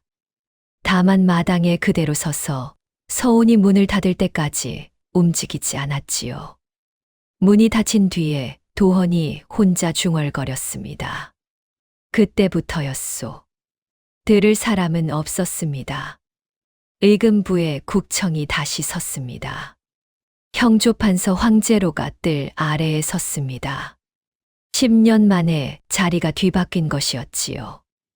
무슨 소리요? 이것은 모함이요. 대감, 조용히 하시오. 내가 무엇을 했다고? 도헌이 앞으로 나섰습니다. 먼저 이것을 보시지요. 문서 한 장이 올라갔습니다. 청 예부에서 보낸 확인서입니다. 10년 전 그 서찰에 찍힌 인장은 청 조정에서 쓰지 않는 것이라 하였습니다. 청에서 온 문서가 아니라 청에서 온 것처럼 만든 문서입니다. 좌중이 웅성거렸습니다. 둘째로 그 문서를 만든 자를 불러두었습니다. 문이 열리고 사내 하나가 끌려 들어왔습니다. 청에서 온 장사치였지요. 그 자는 이미 청에서 붙들려 조선으로 넘겨진 뒤였습니다. 말해라. 누가 시켰느냐? 사내가 황제로를 손가락으로 가리켰습니다. 황제로의 얼굴이 하얗게 질렸습니다. 저놈이 거짓을 말하는 것이오. 셋째. 도헌이 목소리를 높였습니다. 글씨를 옮겨 적은 자를 부르겠습니다. 형조의 서리가 끌려 나왔습니다. 그 서리는 처음에는 아무것도 모른다고 했습니다. 자네. 도헌이 조용히 물었습니다. 종이를 몇 장이나 버렸는가? 서리의 얼굴이 굳었습니다. 예. 20장이라 하지 않았는가? 서리의 입이 벌어졌습니다. 그것을 어찌? 자네가 술자리에서 한 말일세. 서리가 무릎을 꿇었습니다. 그러고는 울면서 다 털어놓았습니다. 10년 전 그 겨울에 형조 안방에서 밤을 새웠다는 것을, 위에서 시킨 대로 했다는 것을요. 저놈이 미쳤소. 저놈이. 황제로가 소리를 질렀습니다. 그리고 마지막으로 도헌이 뒤를 돌아보았습니다. 한 사람을 드리겠습니다. 문이 열렸습니다. 채련이 들어섰습니다. 좌중이 술렁였습니다. 기생이 국청에 드는 일은 없었으니까요. 이것이 무슨 짓이오?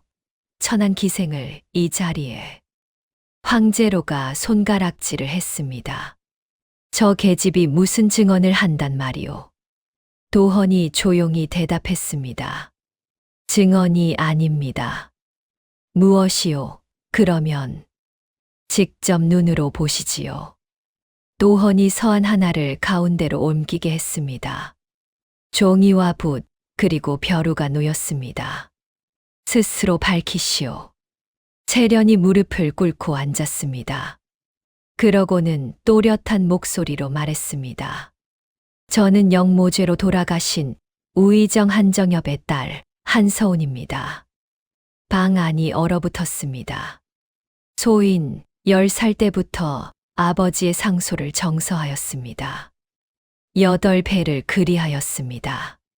저 서찰의 글씨가 제 아버지의 것이라 하셨지요. 도헌이 붓을 서온 앞으로 밀었습니다. 써보시오. 서온이 붓을 들었습니다. 2해 동안 잡아본 적 없는 붓이었습니다. 손끝이 떨렸지요. 그러나 종이에 닿는 순간 손이 저 혼자 움직였습니다. 10살의 아버지의 무릎 곁에서 배운 획이었습니다. 곧고 끝이 야무진 획. 채련이 붓을 놓았습니다. 서온이 고개를 들었습니다. 하오면 제가 쓴 이 글씨는 어떠하옵니까?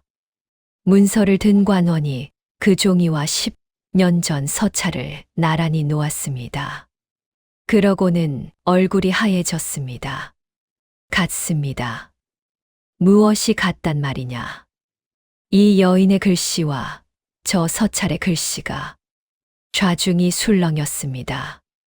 도헌이 말했습니다. 저 서찰의 글씨는 한정엽의 것이 아닙니다. 한정엽의 글씨를 흉내낸 것입니다. 그리고 그 흉내를 세상에서 가장 잘 내는 사람이 지금 저기 앉아 있습니다. 채련이 고개를 들었습니다. 하지만 이 글씨는 완벽하게 흉내내지 못했지요. 아버지의 획은 3번째에서 한 번 눌립니다. 저 서찰에는 그것이 없습니다. 흉내낸 사람은 그것을 몰랐습니다. 방 안이 조용해졌습니다. 황제로가 뒷걸음질을 쳤습니다. 아니요. 나는 모르는 일이오. 대감, 나는 몰라. 그때 형조의 서리가 고개를 들었습니다. 대감께서 그해 겨울에 저를 부르셨습니다. 이놈이 안방에 등잔을 놓고 밤새 지켜보셨습니다. 닥쳐라. 식객이었던 자가 그 다음에 입을 열었습니다. 소인도 대감께 받은 것이 있습니다. 황제로가 주저앉았습니다. 그러고는 소매 속에서 손을 비볐습니다. 오래된 버릇이었지요. 그러나 이번에는 아무것도 쥐어지지 않았습니다. 황제로는 그 길로 오게 갇혔습니다. 국문 끝에 그 죄가 모두 밝혀졌고 가사는 몰수되었으며 먼 섬으로 보내졌지요. 떠나는 날 길가에 몰려 나온 사람들이 수군거렸습니다. 정승이 되겠다고 사람을 죽였다는구먼. 한정엽의 죄는 벗겨졌습니다. 관직이 회복되었고 사당이 세워졌습니다. 그리고 정몰이 풀렸습니다. 그 무렵 도헌이 문서 하나를 더 찾아냈습니다. 10년 전 정몰 문서였지요. 이것을 보십시오. 무엇이요? 여기 인장이 빠졌습니다. 관원이 문서를 들여다보았습니다. 과연 그렇습니다. 절차를 서둘렀던 게지요. 도헌이 말했습니다. 이 문서는 처음부터 효력이 없었습니다. 그렇다면 이 사람은 애초에 관비가 아니었던 게지요. 관비 명부에서 채련이라는 이름이 지워졌습니다. 그 자리에 본래의 이름이 돌아왔습니다. 한서온. 그해 가을이었습니다. 서온이 교방을 떠나던 날, 문 앞에 사람이 하나 서 있었습니다. 한쪽 어깨가 조금 기울어진 여인이었지요. 난양 언니? 난양이 씩 웃었습니다. 웃으니 눈이 아예 사라졌습니다. 오래 걸렸지? 서온이 달려가 난양을 끌어안았습니다. 어디 계셨습니까? 어디 계셨어요? 멀리 갔었어. 절에 있다가, 시골에 있다가. 어깨는요? 그날 심하게 다쳤다고 들었습니다. 이거? 이제 안 아파. 난양이 저고리 안에 손을 넣었습니다. 그러고는 무언가를 꺼내 서온의 손에 쥐어 주었습니다. 빛이 바랜 다홍댕기였습니다. 흙물이 베어 얼룩이 남아 있었지요. 이것은 그날 내가 잡지 못한 댕기, 내가 주었어. 너는 손을 뻗었는데 나는 무서워서 못했잖아. 그래서 다들 가고 나서 주었어. 난양이 코를 훌쩍였습니다. 2해 동안 갖고 있었어. 오늘 주는 게 맞는 것 같아서. 서온이 그 자리에서 울음을 터뜨렸습니다. 난양은 그 뒤에 면천이 되었습니다. 기록을 지키다 매를 맞은 일이 밝혀졌기 때문이었지요.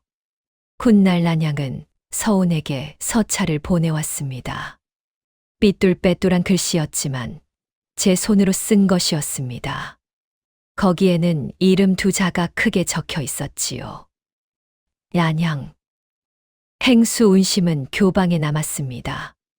떠나는 서운에게 운심이 말했습니다. 내가 너를 지켜준 적은 없다. 받은 것도 있었고, 행수 어른. 그러니 고맙다는 말은 하지 마라. 그래도 서운이 운심에게 절을 올렸습니다. 그동안 감사했습니다. 감사할 것 없대도 행수께서 제게 이름을 주셨지요. 운심이 고개를 돌렸습니다. 그러시곤 진흙에서 나왔다고 진흙이 되는 것은 아니라 하셨습니다. 그 말로 2해를 버텼습니다. 운심은 끝내 아무 대답도 하지 않았습니다. 다만 서운이 문을 나선 뒤에 오래 그 자리에 서 있었지요. 며칠 뒤 서운이 좌이정 댁 사랑방에 들었습니다. 좌이정 윤명규가 서운을 한참 바라보았습니다. 말을 못하다가 겨우 입을 열었지요. 서운아. 예. 이 아저씨를 기억하느냐? 네. 아버지 사랑방에 오시면 늘 저를 앉혀놓고 물으셨지요. 기억하고 있구나. 글은 읽느냐, 무엇을 읽느냐 물으셨었지요. 윤명규의 얼굴이 무너졌습니다. 그리고 제가 대답하면 아버지를 보고 이러셨습니다. 자네, 딸을 이리 가르쳐도 되는가? 그랬지. 아버지께서는 안 될 것이 무엇냐 하셨고요. 윤명규가 손으로 얼굴을 가렸습니다. 한참 뒤에 물었지요. 내가 그때 무엇라 했는지도 아느냐? 압니다. 말해 보아라. 뭘 해도 좋아해 주는 시댁이 될 터이니 그 말 잊지 말게나 하셨지요. 윤명규가 오래 울었습니다. 그러고는 겨우 이렇게 말했습니다. 그래 잊지 않았다. 단 한 번도 잊은 적 없다. 윤명규는 그날 방구석에 놓였던 오래된 벼루를 서안 위로 올렸습니다. 서운아, 이 벼루 기억하느냐? 예, 기억하고 말고요. 내가 10년 동안 먹을 갈지도 못했구나. 서운이 무릎을 꿇고 앉아 물을 붓고 먹을 잡았습니다. 벼루의 먹이 돌기 시작했습니다. 마른 벼루의 검은 물이 천천히 고였지요. 참으로 그리웠던 냄새구나. 며칠 뒤 윤명규는 서운을 데리고 북촌으로 갔습니다. 10년을 돌아서 다니던 길이었지요. 사당 앞에서 늙은 정승은 오래 절을 올렸습니다. 그 친구는 마지막까지 이쪽을 보고 있었네. 나서지 말라며. 서운이 그 곁에 나란히 절을 올렸습니다. 혼례는 그의 동짓딸에 치러졌습니다. 역적의 딸이 정승댁 며느리가 되었다는 말은 나오지 않았습니다. 다만 장안에는 이런 말이 돌았습니다. 두 정승이 벗이었다지. 약조를 말로만 했다더군. 문서도 없이 다 몰락했다던데 문서가 없어도 약조를 지킨 게지. 혼례를 치른 밤이었습니다. 방 안에 촛불이 둘 켜져 있었습니다. 서운이 얹은 머리를 풀고 낮게 쪽을 찧었습니다. 가채를 벗은 머리는 가벼웠지요. 도헌이 그 뒷모습을 보고 있었습니다. 무엇을 그리 보십니까? 머리를 내리셨군. 더 이상 기생이 아니니까요. 서운이 돌아앉았습니다. 두 사람은 한참 아무 말도 하지 않았습니다. 먼저 입을 연 것은 서운이었습니다. 나리. 예. 그날 밤에 하신 말씀을 제가 들었습니다. 도헌의 눈이 흔들렸습니다. 무슨 말이오? 문 닫고 들어간 뒤에 혼자 하신 말씀이요. 그때부터였다고 하셨지요.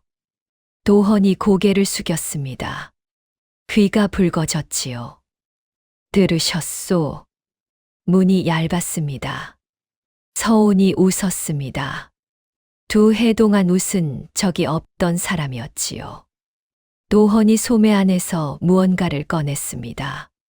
자줏빛 댕기였습니다. 이제 그대가 가지시오. 서운이 그것을 바라보다 받았습니다. 그러고는 옆에 놓인 함을 열어 다홍댕기 곁에 나란히 넣었지요. 어찌 넣어두시오.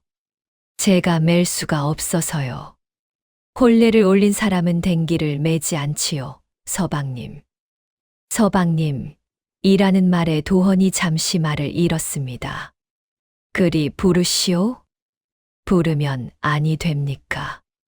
아니요. 도헌이 헛기침을 했습니다. 한 번 더 해보시오. 그 말을 듣고자 10년을 달려왔소. 서온이 얼굴을 붉혔습니다. 그러고는 아주 작게 말했지요. 서방님. 도헌이 손을 내밀었습니다. 이번에는 들었다가 내리지 않았습니다. 서온이 그 손 위에 제 손을 얹었습니다. 10살에 무릎을 싸매 주던 손이었고 2해 동안 가야금 줄에 갈라졌던 손이었으며 국청에서 붓을 들었던 손이었지요. 도헌이 마주잡은 두 손을 오래 들여다보았습니다. 서방님, 딸을 낳으면 무슨 색 댕기를 메어줄까요? 도헌이 웃었습니다. 자줏빛으로 하시오. 어찌하여요? 그게 내가 아는 색이요. 서온이 소리 내어 웃었습니다. 헌데 우리 딸은 담 근처에는 못 가게 해야겠소. 어찌하여요? 떨어지는 놈이 있을까, 그러오. 서온이 그 말에 한참을 웃었습니다. 촛불이 하나 꺼졌습니다. 이듬해 봄, 담장이 높은 집 마당에 살구꽃이 피었습니다. 서온은 그 마당을 대문으로 걸어 들어갔습니다. 마당 한가운데 살구나무 아래에 사내 하나가 서 있었습니다. 10년 전 담을 넘던 아이였고, 이제는 그 집으로 함께 들어온 사람이었지요. 이 이야기에서 제 마음에 가장 오래 남은 장면이 있어요. 서은이가 모든 걸 다 잃은 밤이에요.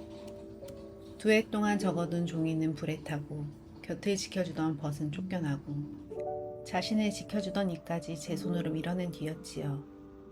그때 행수 어르신이 방에 들어와 이런 말을 합니다. 내가 기생이 되고 2해 동안 험한 자리에 한 번도 안 나간 것이 누구 덕인지 아느냐.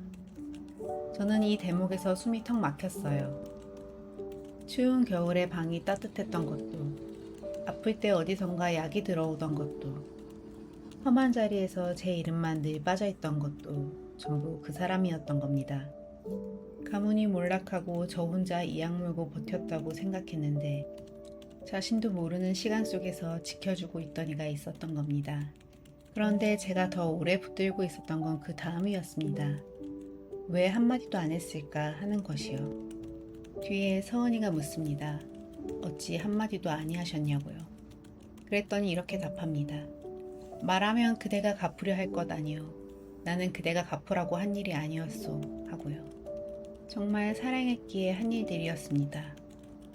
10살에 담을 넘다 받은 댕기 하나를 그 사람은 10년을 품고 다녔습니다. 힘이 없어 제 정인이 끌려가는 것을 눈앞에서 보고만 있어야 했던 사람이었지요. 그날 이후로 원망도 변명도 하지 않고 제 힘을 기르는데 10년을 썼습니다. 그렇게 겨우 갖춘 힘으로 생색 한번 내지 않고 담 밖에서 묵묵히 그 사람을 지켜낸 것입니다. 여러분들께서는 어느 장면이 가장 마음에 남으셨나요? 댓글로 들려주시면 정말 반갑겠습니다. 오늘 이야기를 마치며 조선의 기생이 어떤 사람들이었는지 가만히 더 들려드릴까 합니다. 이야기 속에서 서운이 교방에 들어가면서 채련이란 이름을 받지요. 그게 그냥 예명이 아니었습니다. 조선의 기생은 대부분 관아에 딸린 사람이었어요. 신분으로는 천민이었고요. 그래서 관의 이름이 오르면 원래 이름 대신 새 이름으로 불렸습니다. 이름을 잃는다는 게 말뿐이 아니었던 겁니다. 그런데 재미있는 게 하나 있어요. 조선은 신분에 따라 입을 수 있는 옷감과 색이 정해져 있었습니다. 함부로 화려하게 못 입었지요.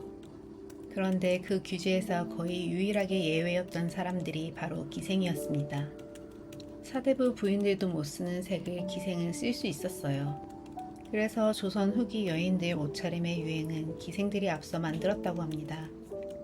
가장 낮은 자리에 있던 사람들이 가장 앞선 옷을 입었던 셈이지요. 이야기 첫머리에 댕기가 떨어지는 장면 기억나시나요? 조선에서 댕기를 들인 머리는 아직 혼인하지 않은 처녀라는 표시였습니다. 그런데 기생은 혼인을 하지 않아도 머리를 올렸지요. 처녀냐 아니냐가 아니라 기생이라는 신분 자체가 그 차림이었던 겁니다. 그러니 교방에서 서운의 머리를 올린 건 단장이 아니었어요. 너는 이제 저쪽 사람이 아니라 이쪽 사람이다 하고 머리 모양으로 못 박은 것이지요. 옷 하나 머리 하나에 그 사람이 누구인지가 다 적혀있던 시절이었습니다. 이름도 옷도 머리도 제 마음대로 못하던 시절에 그래도 끝까지 제 것을 지킬 수 있었던 연인들의 이야기입니다. 역사 한 자락은 여기까지 들려드립니다.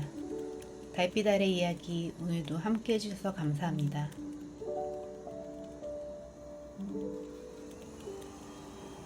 다음 영상을 빠르게 만나보시려면 좋아요와 구독을 눌러주세요. 지금 화면에 나오는 달빛 아래 이야기에 더 재미있는 영상들도 함께 해주세요. 그럼 모두 행복한 하루 보내세요. 감사합니다.